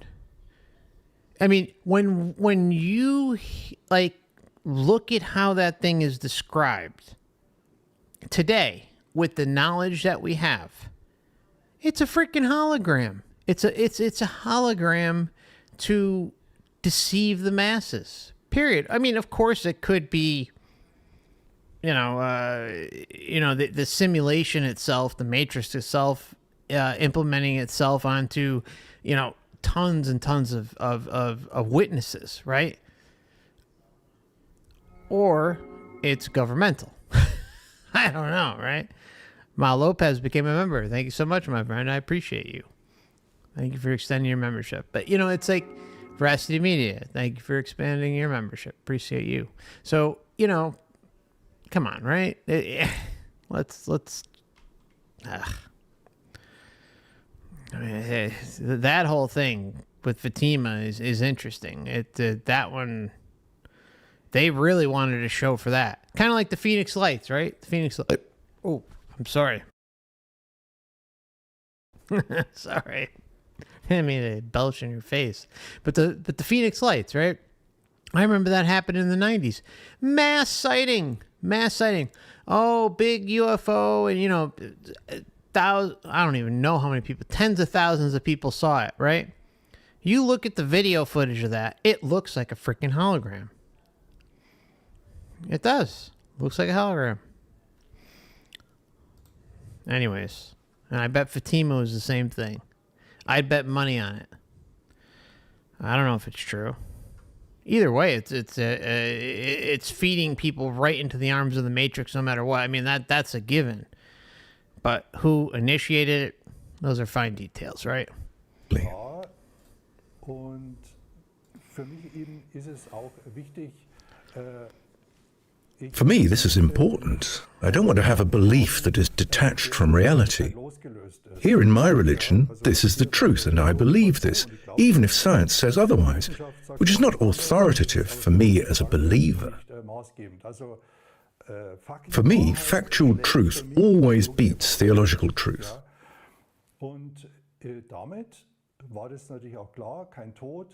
Of course, that also made it clear: no death, no sacrificial death, and therefore no forgiveness of sins either, if one wants to believe That's right. St. Paul.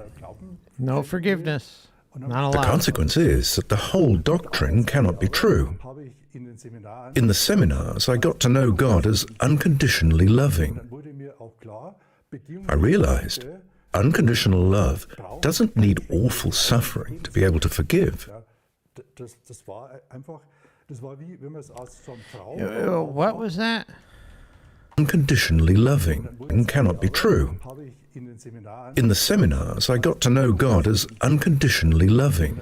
Ah, I realized unconditional love doesn't need awful suffering to be able to forgive.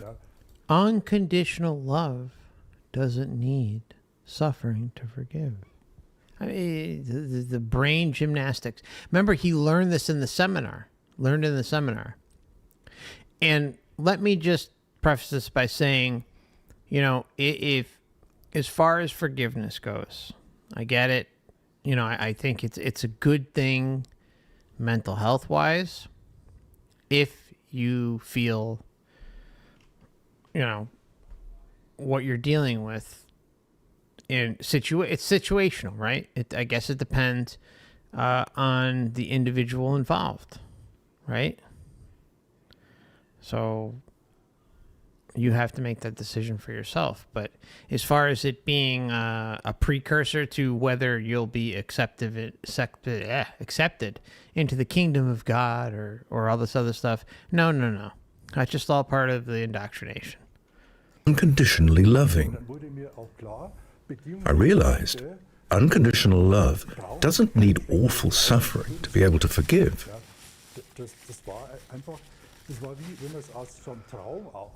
It was like waking up from a dream and realizing it was just a belief. Das ist halt nur ein Glauben gewesen, ja. Aber jetzt bin ich halt da wie so ein Traum, ja. Bin halt da aufgewacht und das hat jetzt aber. For me, Jesus is still the greatest person who ever lived on this earth. And I'm sure that he knew God. His message, the Sermon on the Mount and the parables, what he said and lived is phenomenal. That still applies to me today. Also, the core of his message, that everything is centered around love. That's also something I use today as a trauma therapist. Love is what ultimately heals deep traumas. There's truth to that, right? There's truth. I'm sorry. I know a lot of you may not want to hear that, but it's true. Self-love. Learning to love yourself. Learning to come to terms with who and what you are. The relationships around you. That's truth. You will feel better. And at the same time, balancing, you know, that if you can separate the two between looking at, you know, the goal at the end, right? The finish line, which is liberation, sovereignty, non-interference, right? That's the finish line. But also coming to terms with what you're dealing with in the here and now as a way to heal yourself or maybe even others through whatever you learn on your journey to heal. That's a good thing, right? That's a good thing. It's when you let it control your every waking perception about what you're expecting to occur, right? Now, if someone is unwilling or unable to accept an apology or issue an apology or whatever the case may be, then that's on them or that's on you. I don't know, right? Like, you have to do whatever is best for you as an individual. You don't owe anyone anything. Nobody owes you anything. But if the street moves both ways, right, and there's an effort made on both sides, then that's different, right? But if that effort's a one-way street, then don't waste your time, you know? Or if you need peace in your life, then find what's best for you. But however you got to work yourself out to find peace is important. Your afterlife will come when it comes. But until then, this is what we got. You don't question the teaching of Jesus, but you do question what was later taught about Jesus' life, right? Exactly. It is the religion that has been made of his life that I reject. He was not crucified for the forgiveness of our sins, to pay for our trespasses. It happened because he challenged the power of religion.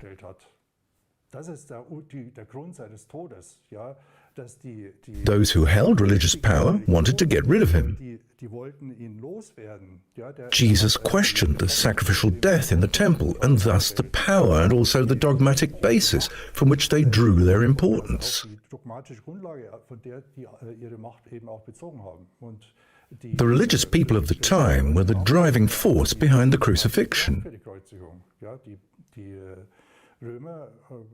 Pilate said, "I find no fault in him." It was only the insistence of the religious people that made Pilate unable to evade. Do you think Jesus wanted to found a religion? No, absolutely not. He wanted to show how to be happy, how to find yourself, and how to find God. Aha. Keyword, God. How about finding yourself out as a God? How about that? How about finding out that you're a creator being and have a lot more control than this whole realm has tried to deceive you in thinking that you don't have control? What about that? Again, it's all about bowing down. It's all about, oh, yes, yes, worship, worship, worship, worship. There's someone above me, but it's not me. There's someone above me that has my best interest at heart and is looking out for me every step of the way. But as far as the sovereign path, the intention to be a sovereign being through liberation and non-interference, no. That narrative is stricken away from you because by default, you're worshiping something and giving over your essence to something else, aka the Matrix, Jesus, God, Source, Creator, yada, yada, yada. You know, Shiva, pick it. I see that spirituality and psychotherapy in their highest form are the same. Both are about healing people. Nice pyramid, bro. I think it is a major shortcoming in religion that religious... Is that a Matrix hint?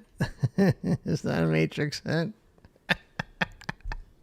I don't know if he did it on purpose, but considering the the way things have gone. Oh, you gotta be kidding me. Are about healing people. We're about healing people and robbing you of your sovereignty. Yeah. I think it is a major shortcoming in religion that religious leaders are still too isolated from science.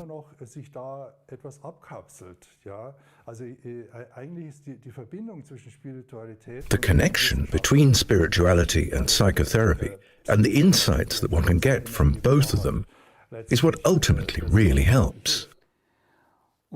You also wrote a novel entitled The Memoirs of Judas Iscariot, which deals with the life and resurrection of Jesus from the perspective of Judas. How did that happen? In 2019, I traveled to the Canary Islands to finish a book on healing from early childhood trauma.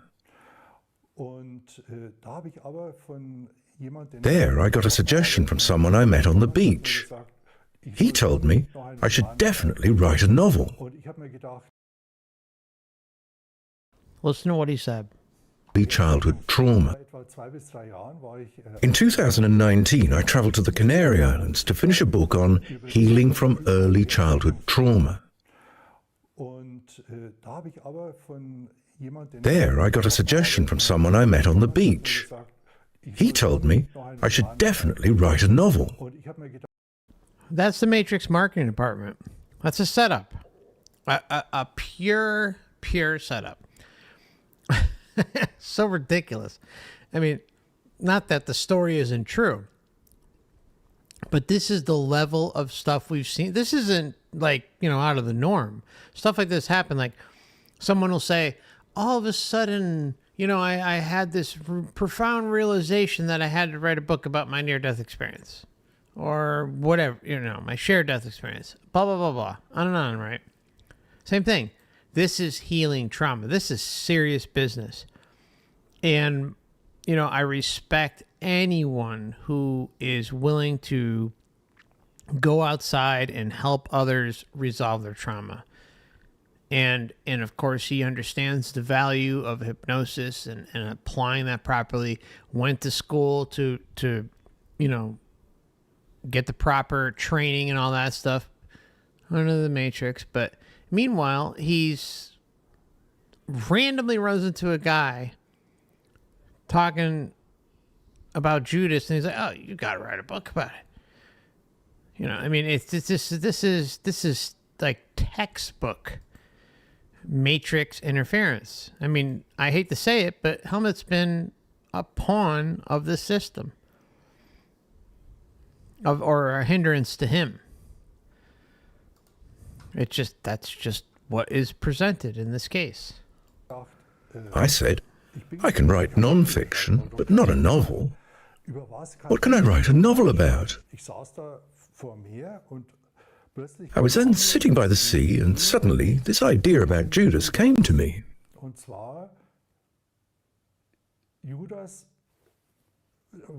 Namely, Judas was a traitor, but he loved Jesus so much that he wanted to kill himself when he recognized what he had done. Praise the Lord.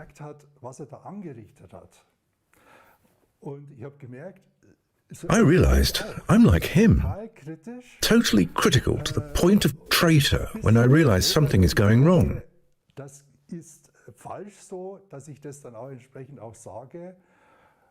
And all these emotional highs and lows that Judas had to experience.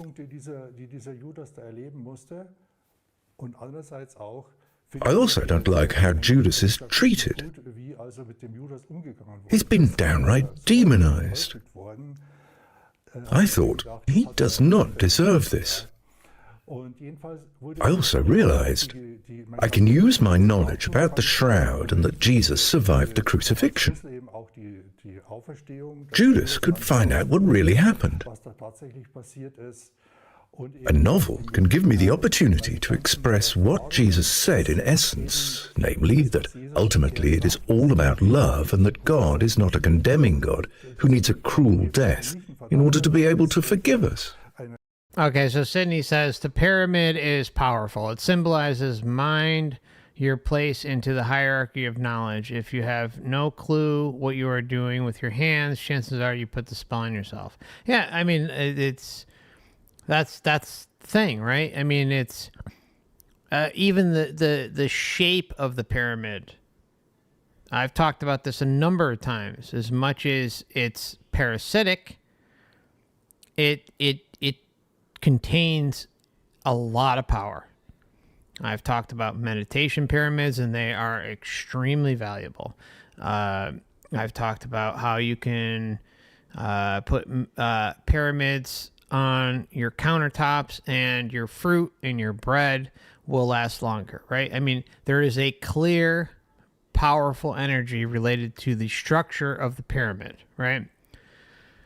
But what we see over and over and over again is how individuals are a lackey, at the bottom of the pyramid, right? They're doing the pyramid's bidding. There's a reason it's on a dollar bill too, right? I mean, it's saying, hey, this is a control system. That's really what it says. I mean, it's right on the dollar bill. So it's, I just don't, for the power that it yields, it's mostly taking away power from individuals, because it's putting many in their place. And until one realizes that what the pyramid is capable of, like, especially in something like meditation, astral projection, things like that. I mean, lucid dreaming, and the power that it yields, in my opinion, it's pretty much running the gamut of control. That's all. Jesus said, in essence, namely, that ultimately it is all about love, and that God is not a condemning God who needs a cruel death in order to be able to forgive us.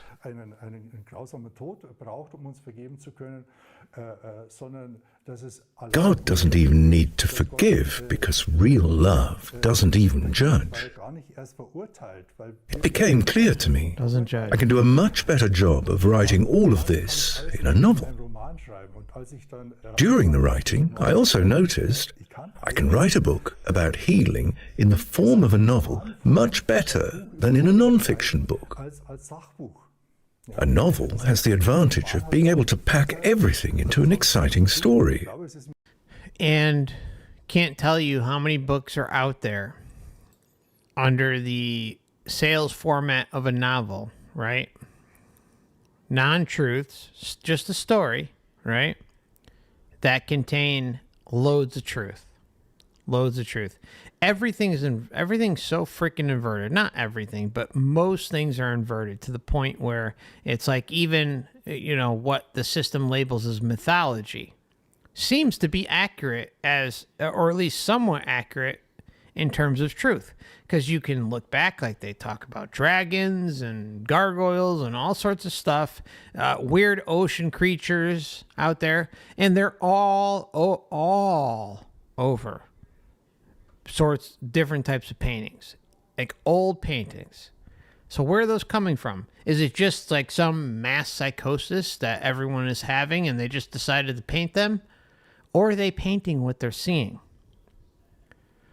That's the big question, right? But this is how things are framed. Everything seems to be inverted. I hate to use the word everything, because it's not everything, but it's a lot of things. The bulk of information is inverted. So you can read a book that's a novel, and it can contain a lot of truth under the guise of it, just being a story. It's just, there's so many times this appears. It's how this realm functions, right? Just continually trick and deceive, and confuse and deceive, and confuse and deceive some more.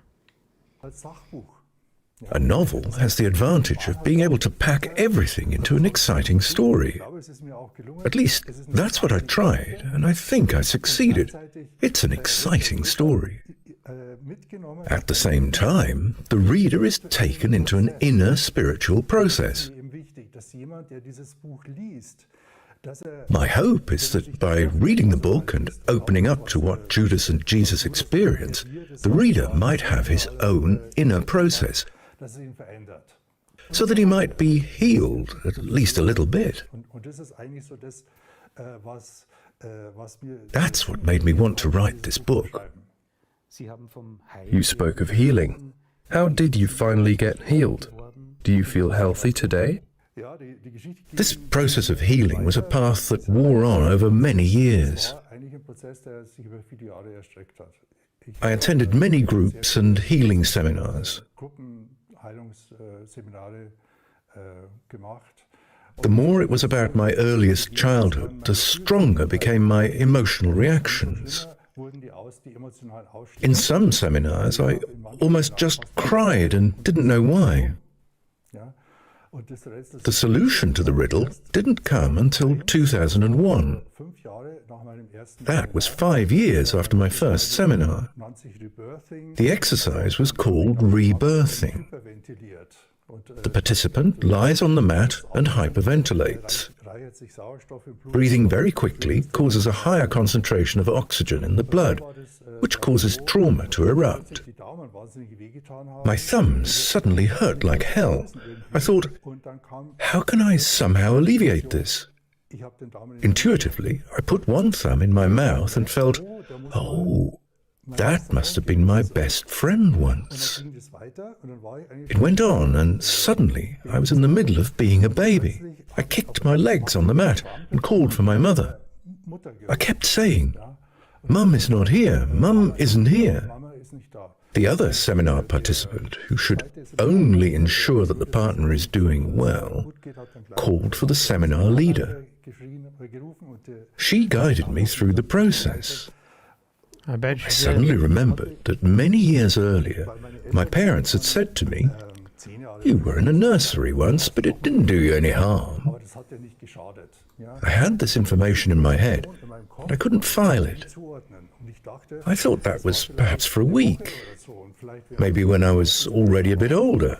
In any case, I thought, okay, these must be emotional memories from that time. I lived through the time in this nursery again, the whole process. The child struggles and calls for the mother, and she doesn't come. Everything goes into the void. All action is in vain. The baby can do whatever it wants, nobody comes. There is a feeling of worthlessness, because the child relates everything to himself.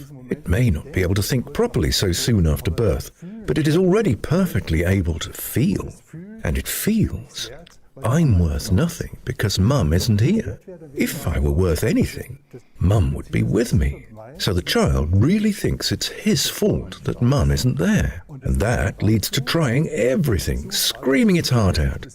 But nobody comes. So I realized they just let me scream. Your stay in the nursery actually lasted for a longer period of time. I found this out afterwards. At some point, the child realizes it is in vain. I can do what I want. Nobody comes. And it turns off. That's the worst thing that happened. The child switches off, withdraws inwardly. So very, very interesting what's being said here, right? And it goes to what we talked about with early childhood development, how you're a sponge for your surroundings, your perception about your, environment, the adults, the caretakers around you, and how that may impact you later on in life. And he is talking about a sense of abandonment, right? It's pretty fascinating stuff, and makes you wonder.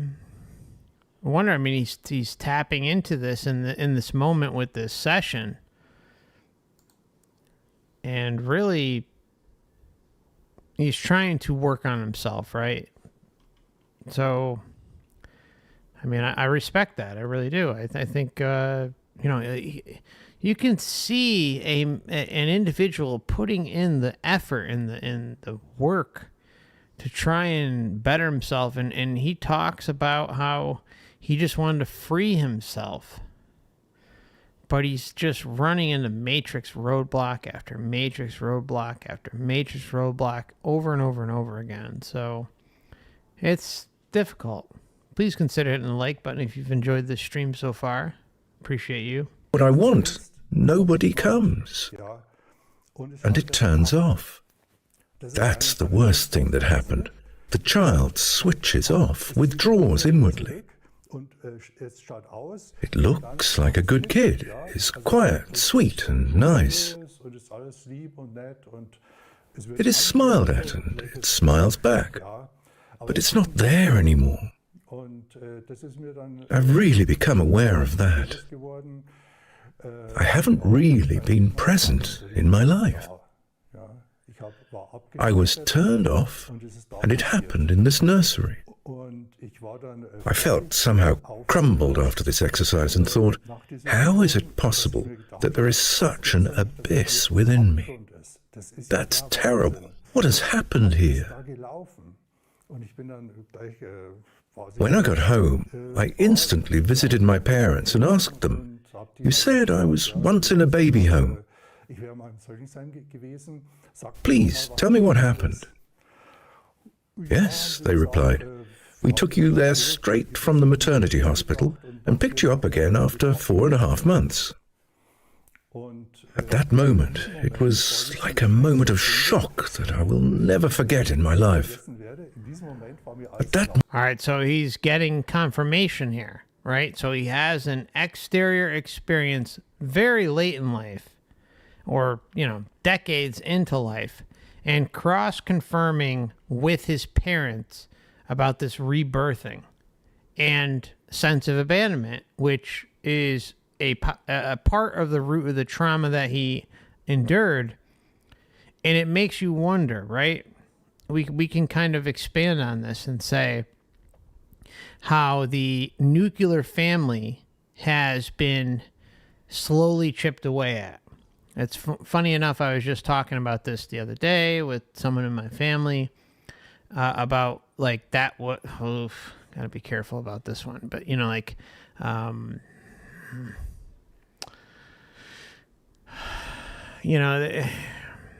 there was, this is so ridiculous that I have to even be careful with this. It's so absurd, but a rights woman, right? A woman's rights movement, right? It's not, like anyone who looks at it logically will say, okay, it's not about depriving rights to women, right? That's of course obviously important, right? But to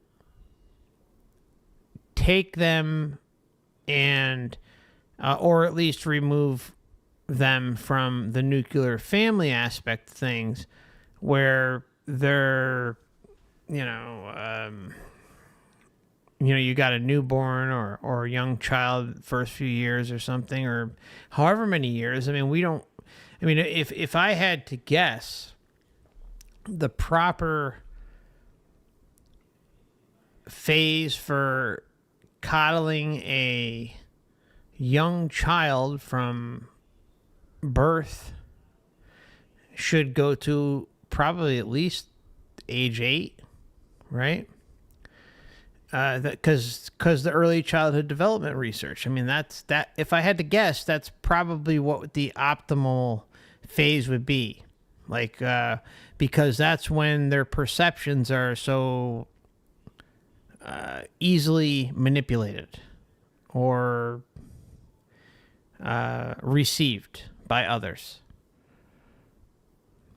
And there was a whole movement that came in and while it gave rights that women absolutely deserved, it also was chipping away at the foundation of the family unit.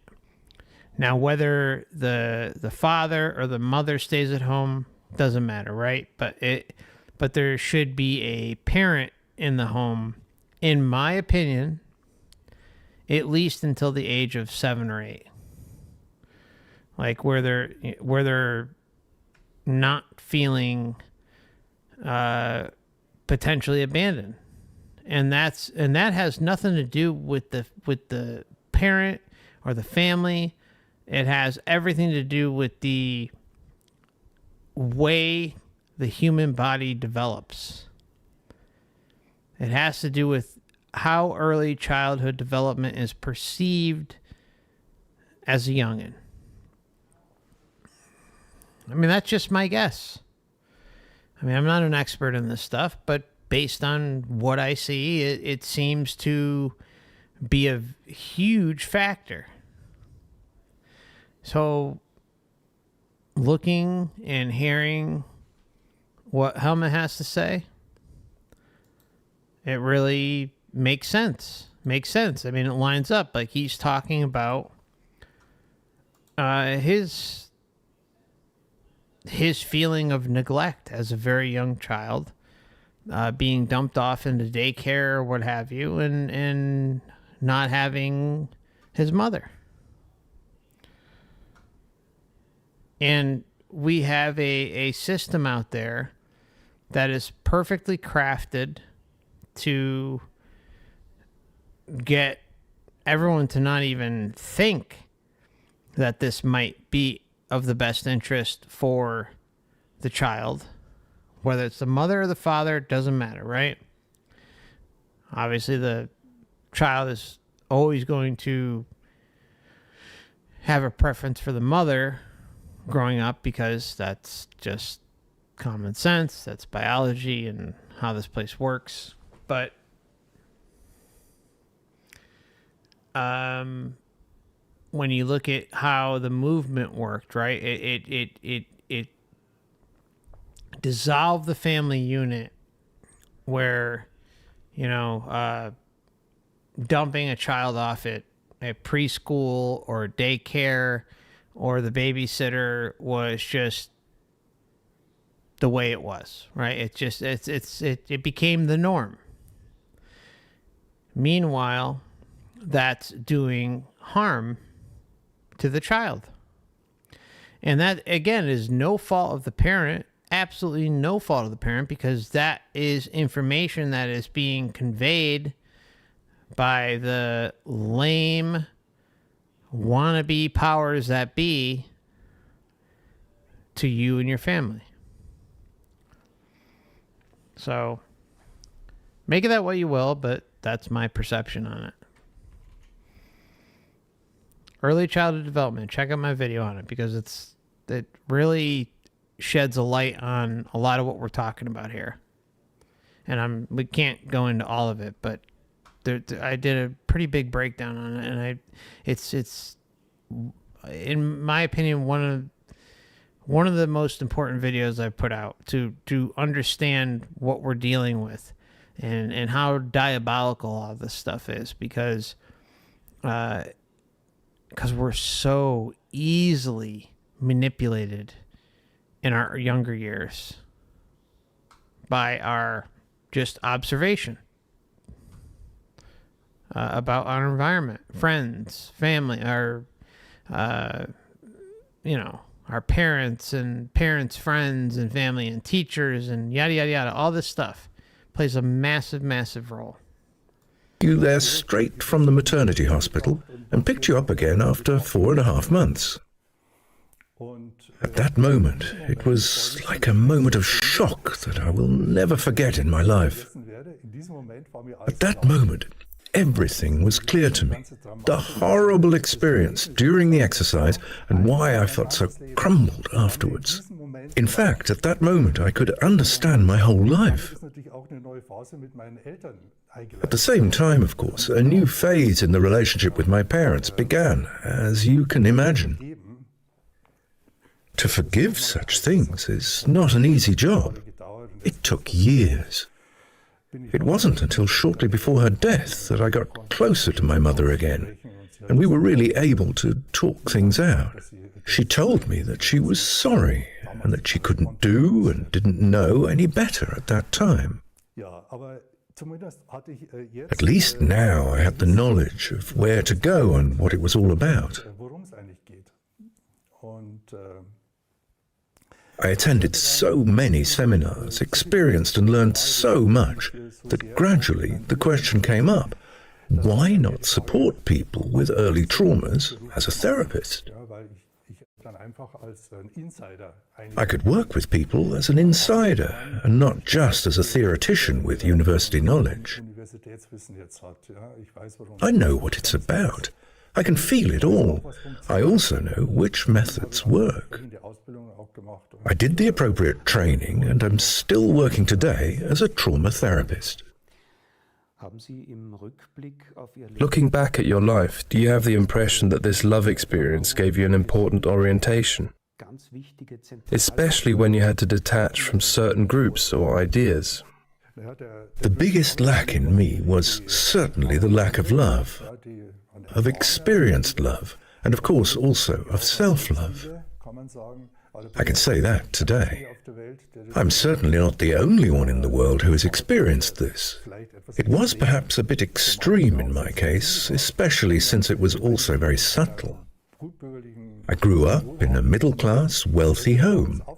There just wasn't any love. Apparently, no one really knew what that was. I took a very close look at my family of origin system. Such things don't evolve in one generation. In my case, it took at least 3 generations. My mother's mother was also given away as a child. Such things often repeat. Yeah, it does. I mean, like that's a really profound statement. Such things often repeat. It does. And we talk about how intergenerational indoctrination plays its role. I mean, that's a massive, massive issue in all of this. That the lame wannabe powers that be, the parasitic powers that want to be, know human psychology. They know everything to a T, and they use it against us to maintain control and order so that they're not exposed, right? But meanwhile, the ones that are on the world stage, you know, the anal Schwabs of the world, things like that, you know, they're just front men, right?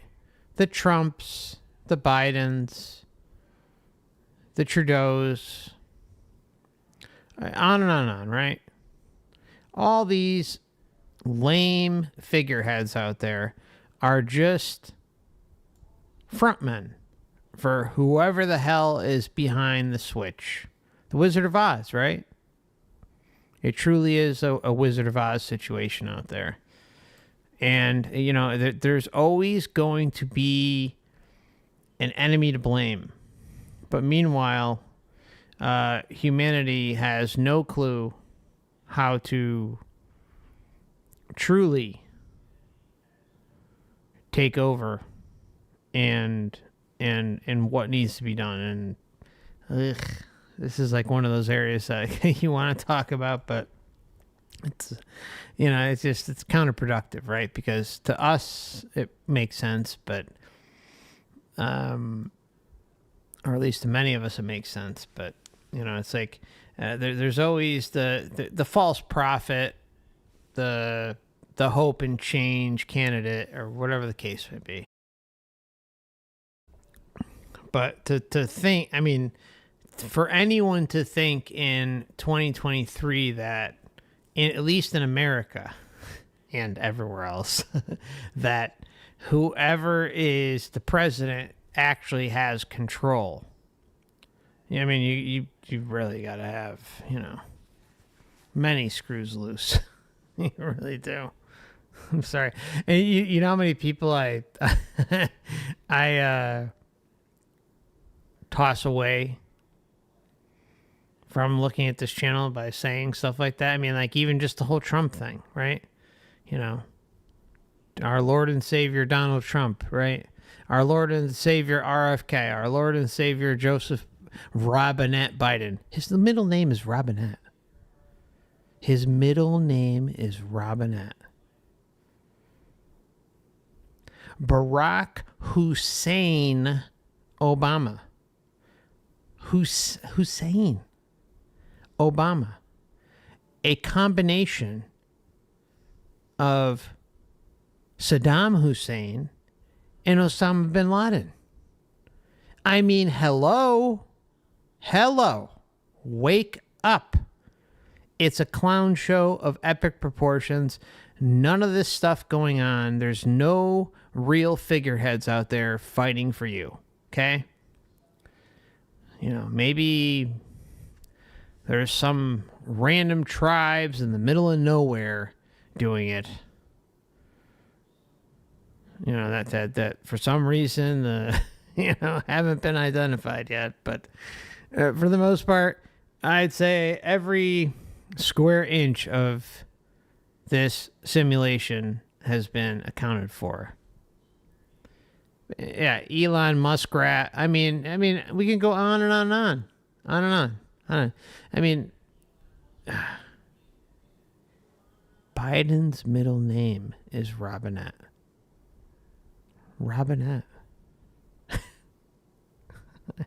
I mean, Barack Hussein Obama. Okay, anyways, let's move on. It's just a clown show of epic proportions. I mean, it's just these figureheads, right? These figureheads, these candidates that are supposed to get you to connect with them, the populist movement, win you over, and think that, oh, yeah, things are going to change. Nothing changes. Yeah, exactly. True detective. Clown world, clown circus, every day. It's just such a waste of energy. The only energy you should be kind of putting out there is laughter because of how ridiculous it is. I mean, seriously, anyone who thinks that whoever is on the ballot or whoever is in the White House or the UN or the Council of Foreign Relations or on and on and on, any of these institutions, right? Or the WEF, blah, blah, blah, blah. Anyone who thinks that the individuals in those positions are the actual real movers and shakers of what's going on here, they're wrong. It goes way beyond any of us. Does that mean you shouldn't, I'll leave it there. But, it just, does that mean you shouldn't fight at your city hall if they're pushing certain agendas in your children's school? No, that's different. But you have to also look at the pedigree of individual that you run across in everyday life to say, oh, am I going to risk everything I have and put my voice out there for this clown show? There are moments, you pick and choose those moments. Like, I mean, if you have to go up against a school board or a town hall or something like that, sure, you may actually have some success. Maybe. If you don't live in a major city. But, All right. I'm moving on. Rant over. Sorry.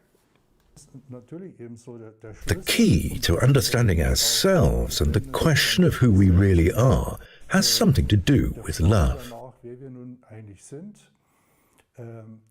I am convinced that at our core being, we are pure love. That's why we're so vulnerable. That's why we care so much when we're not loved, because then we can't experience our own identity.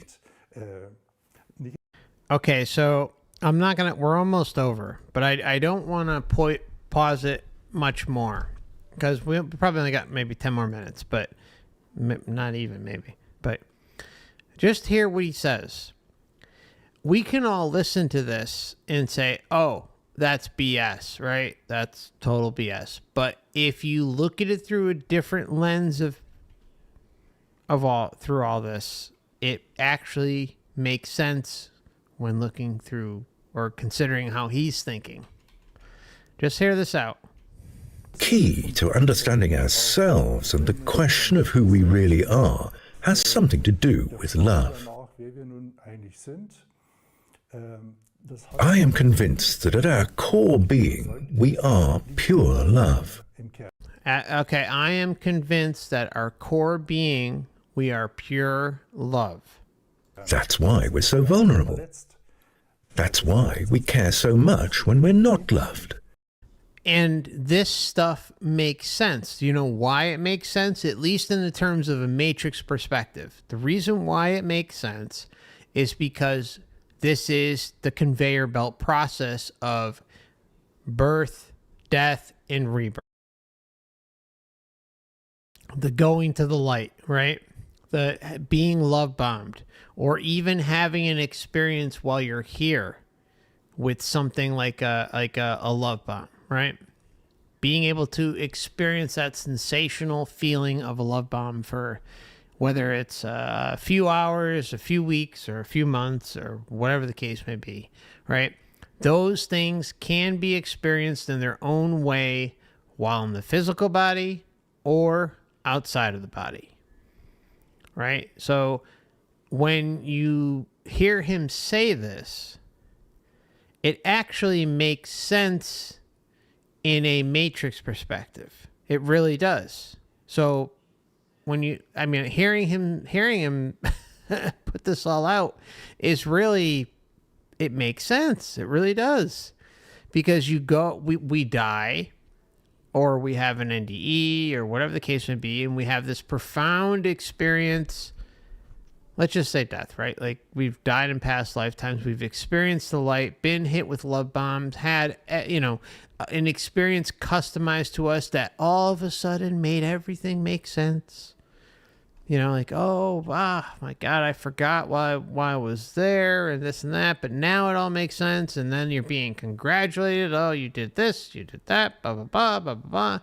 And it's just like feeding your ego. And so you have, remember, the love experienced in the light or in the life between lives at sometimes is so powerful that it cannot be compared to the love experienced here. So we come here from love overdrive to this lower perspective consciousness in the human form, go throughout life. Maybe we'll get a few love bombs here and there, but those love bombs are minor compared to what's possible or what we've experienced before. Whether that's realized subconsciously or not, tough to say, right? But I would suspect that it probably is. It probably is. It's probably something that we are addicted to through the sensory experience. And it carries over into the afterlife, into the realm of the life review, the light, God is all love, blah, blah. Boom, boom, boom, hit you with the love bomb and put you right back into the conveyor belt, back down to earth, and rinse and repeat, rinse and repeat, rinse and repeat. So it's like, so for him to say that, at our core, we are love or seeking love, it makes sense because that's what we're looking for. We're trying to rediscover that amazing moment of love with the light. But the disconnect becomes where the light is not considered to be a trap. That's the problem, right? So make of it what you will, but I don't think he's too far off. I really don't. It's just counterproductive to helping others. And even though he is doing a service to others with trauma healing, and I respect him greatly for that. I mean, so it's so tough, right? It's like here he is doing something to help others, a very, very noble deed to try and stop the chain of abuse, right? To stop the chain of lacking communication within the nuclear family or whatever the case would be. All these things, right? He's doing stuff that helps others, but in the meantime, it's just a patch job. Because the long-term outlook about what's going on here and how it relates to us and our cycles of reincarnation or whatever the hell is going on once we leave here, our addiction to the sensory experience, it's just, these are things we're just kept out of the dark. And it's on purpose. It's on purpose. Core being, we are pure love. That's why we're so vulnerable. That's why we care so much when we're not loved, because then we can't experience our own identity. We depend on relationships. We are designed for relationships. We experience ourselves in the other. If there is no love, we do not experience ourselves as love either, especially in childhood. This torch is not kindled in the child.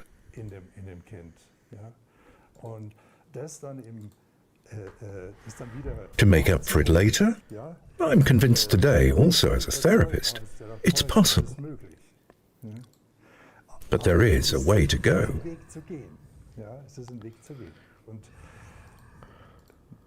The question is, am I really healed now?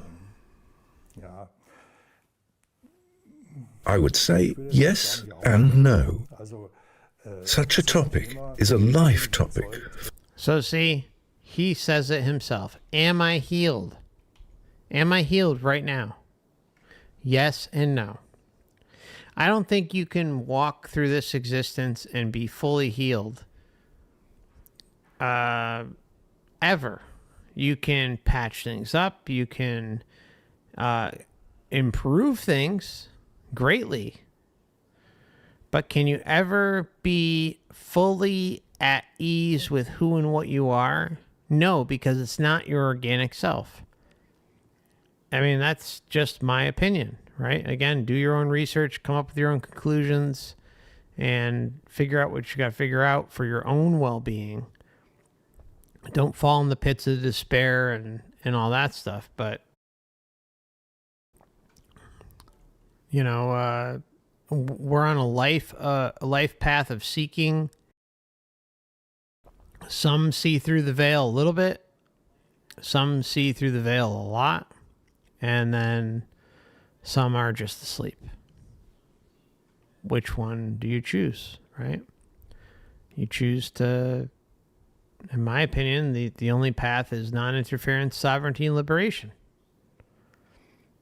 Because we don't know, right? We have to be completely honest with one another and say that we don't know. We don't know what's going to happen. Or not necessarily what's going to happen. We do, but we don't know all the finite details. But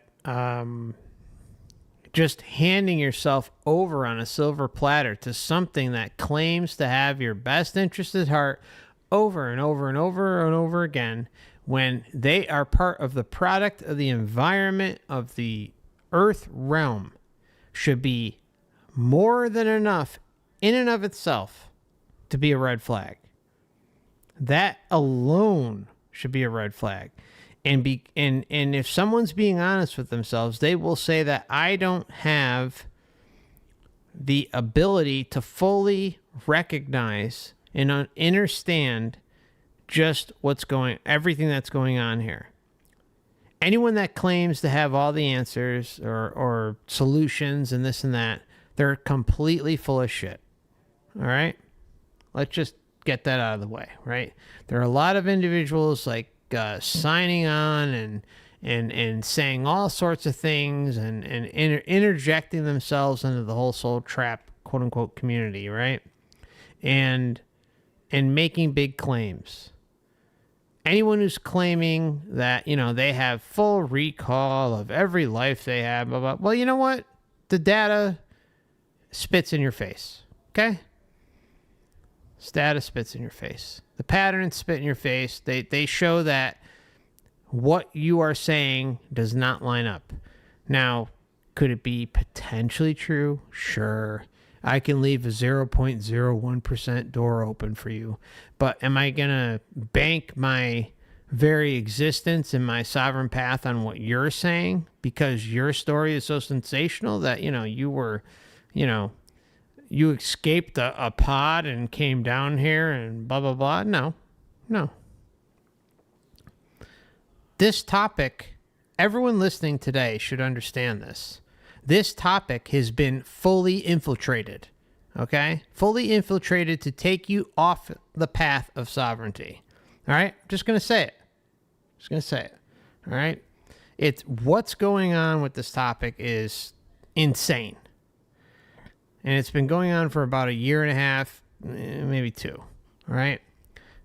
So anyone who's trying to get you to relinquish your sovereignty, either for some bullshit thing like you've got to die at a 45-degree angle, or that you've got to go in the holes of the matrix or the holes of the net, or that, there are so many different things out there that are just dying to take your sovereignty away every step of the way. That's it. Period. The end. All right. There's a reason why this channel is not big. Some may think it's big, but it's not big. The sovereign path, non-interference, liberation, true liberation is not what this realm wants. It's not what this entire system wants. It just doesn't want this to be a big thing. And so the very fact that this topic has exploded the way it has should say it all. Anyone who's just halfway paying attention should be able to see it. And then you have, clowns out there nitpicking over this and that, one little thing I say or one little thing Wayne will say or Dan will say, and making and blowing it up into something that it's not, right? What's the core message on this channel? You can take every word that has been discussed here and on Wayne's channel, Dan's channel. You can take all of it, throw it all out the window. And what is the common message throughout pretty much all three of us? Non-interference, sovereignty, liberation as the solution. Because we all openly admit that we don't know. We all admit that we don't know. Some of us are a little more stronger in the words we use as far as what's going on here in the human experience. Some of us feel differently about maybe some of the mechanics and things like that. But overall, there's a reason why Wayne and Julie's channel is called Sovereign Spirits. Check them out. They're doing great work. Why is their channel Sovereign Spirits? Because they're pushing the proper message, right? They're giving it to you right up in your face and saying you're sovereign. But a lot of exterior clown activity is going on.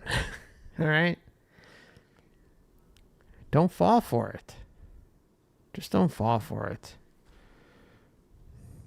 And you know what the solution is? The only solution is not to take any of our words for it, but to go out, do your own research over the next couple years, especially if you're new here or otherwise on the fence. Go out, do your own research with experiencer cases and see the deception for yourself.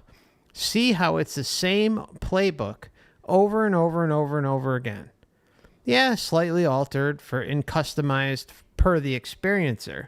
And it could be regional, of course, too. Religious, dogmatic belief systems, all that stuff. Of course, all that stuff plays a role. But it's the same playbook over and over and over again. And if that doesn't indicate that this is a program running, that this is a deceptive system of some kind running, I don't know what will. There's nothing more I can say here to you or anyone else listening who's on the fence to convince you. Listening to my videos, listening to Dan's video, listening to Wayne and Julie's videos, going to Wayne's website, we can speak all day long, but if you're not out there kind of doing the work that you need to do for yourself to prove it to the very core of your essence, then it doesn't matter. That's it. Just going to say it. So this topic's being infiltrated on a massive scale. Well, I can't even say massive, but on a very big scale, right? A lot of hang-arounds, a lot of people writing books and saying all sorts of stuff when it's clear that they haven't done much research, right? I'll just say one more thing, like I've talked about with, Wayne, Julie, and Dan. It's like, and Dan kind of said the same thing, right? It's like before any of us kind of started talking about this stuff, it's shattering, right? It's like you don't want it to be true, but it makes sense. Everything kind of fits together. It makes sense. But it's not something you should rush into either, right? Like you should do your own research, continue looking at experiencer cases, and then there will come a day, whether it's a year, 2 years, 3 years, 4 years from now, I don't know, but it depends how much time you have to dedicate to the topic, right? To go through experiencer cases. Christ, you can be driving to work and listen to a couple NDEs a day, right? A couple after-death communications a day or shared death experiences a day. You don't have to listen to hour-long. It's all there. So, anyways, that's the end of the rant. But there is a way to go.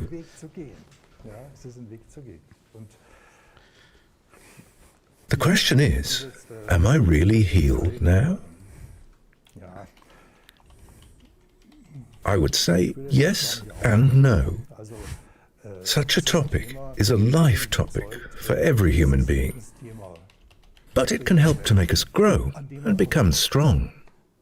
I think that was a very nice final word. Dr. Feltzman, thank you very much for the conversation. I just think it's important to have things that are, yes, the whole soul trap thing is out there, right? It makes sense once you start to see it, but my goal is to try and help others see it through doing their own research. That's it. And saying, okay, these are where you'll see crossover and patterns between all of them. These are the indications. This was another example of it tonight. He goes to a lecture, doesn't have anything to do with some sort of traumatic NDE, but instead goes to a seminar, driving home, and has what they call you can call it an OBE, or in modern times, like a spiritually transformative experience, right? They cross over. The guy wasn't dying. The guy didn't have a traumatic incident. He was trying to work on himself, open himself up, and as a result had an experience very similar to an NDE. Same thing occurs with shared death experiences. Same thing occurs with some OBEs. Same thing occurs with breakthrough trips, especially something like DMT and ayahuasca. After-death communication. I mean, we can go on and on and on where these things could occur. Or deathbed visions, dreams, and premonitions, where the love bomb can come in, or deceased family members can come in and hold the puppet strings. I mean, it's the same thing. See, these different points can be proven, right? They cross over with one another, and anyone listening today can go out and research for themselves and see it. May not see it right away, but you'll see it at some point and say, wow, okay, I get it. Whereas, Grandmaster, David is out there just saying, oh yeah, it's 5D. It's 5D. That's it, And then doing some nice little promo videos. Jesus, that's not Jesus. That's not Jesus. Just, really cute little things to get people thinking, that's not Jesus. Little promo books for the, promo videos for the book and blah, blah, blah, all this stuff, right? And they're kind of funny, but, and not far off, but the point is the solutions, right? I look for what people are talking about in terms of solutions. If they're not talking about a sovereign perspective, a non-interference perspective, a liberated, fully liberated perspective, I'm not interested. I'm not interested. Because all I see is deception. And that's where the data takes us. All of these experiencer categories are separated for a reason, right? Ask yourself, why are they so separated? How can we all sit here today, and many others sit here today? I mean, let's talk about a really great example of this is the UFO abduction stuff, right? This Jacques Vallée, right? The French guy. He wrote a book. I can't remember the name of it off the top of my head, but he broke down the modern day UFO / alien abduction phenomena, right? It's a great book. I'm gonna find the damn book. Hold on. And it's a great book, and all he does is he says that the modern day UFO experience, the modern day quote unquote alien abduction, is exactly like the old tales of the Fae. Going into the woods and interacting with beings, right? The Fae or the Jinn or whoever, right? It's the same. This is a guy who wrote a book, I think, a few decades ago. All right? It's the same characteristics as the alien stuff, right? The so-called alien stuff, right? It's a trickster. It is the same playbook over and over and over again. All that's being inserted is just a little bit of a new narrative. Same overall basic traits. A child losing their sense of direction, or an adult losing their sense of direction, getting lost in the woods, having this crazy experience, whether it's good or bad, doesn't matter, and white light and blah, blah, blah, this and that.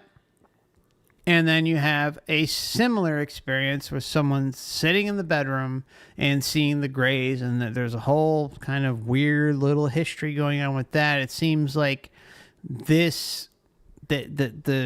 alien thing was interjected in history and put in, or not in history, but interjected into the minds of the public at a certain time and played out for a reason. It's almost like the Matrix introduced a new entity, a new deity archetype into the fold. And then it kind of just took on a life of its own. Even though there are some things to suggest that, like, the Greys have possibly existed long ago, and there's cave paintings, stuff like that. But, I'm not some guy who's going out there taking samples of cave paintings and saying, oh, yeah, they came from, year 1500, right? I mean, come on. You have to always take everything with a grain of salt. But when you see similarities, when you see the patterns, that's the beauty of this research, right? That's the beauty, because you can see very, very similar patterns with just different labels. That's the only difference. So I guess I'll leave it there. I mean, I don't, I just don't believe in space aliens. I think whatever is going on here, these are beings that are embedded into the very fabric of this matrix realm. They are able to come in and out at will. And there could be some that come far, far, far beyond the veil. I don't know. But because there are patterns there, it surely suggests that there's much more to it, right? These are likely resident wannabe overlords of the Matrix. They're programs being run in the background. And our intention to interact with them, or possibly life script too. There's a whole life script thing.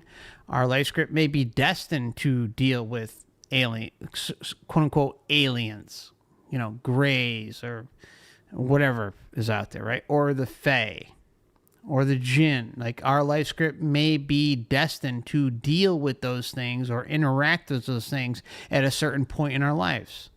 Most likely childhood, or early adulthood, but, it just may be baked in the cake for certain individuals to deal with that.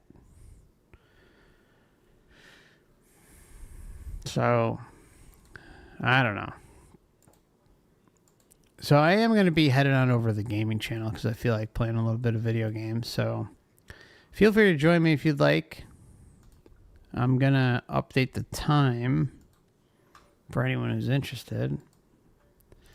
And a link will pop up, at least on YouTube, and I'll drop it everywhere else. Wow, it's 9:30 already, huh? All right, so let's do like 9:50. We'll do a little truth in gaming. I don't know where we're headed in this segment. It says part 3 in the thumbnail, but I haven't changed it yet. So feel free to join me. Feel free to not. Your support is always appreciated, even if you just head on over there and leave it open for a little while. That would help. I'm trying to grow that channel a little bit and get the watch hours up. So always appreciated, but never expected. All right. I will see you all soon. Much love to you all. I don't know. This rant might come back to bite me in the ass, but fuck it. Peace.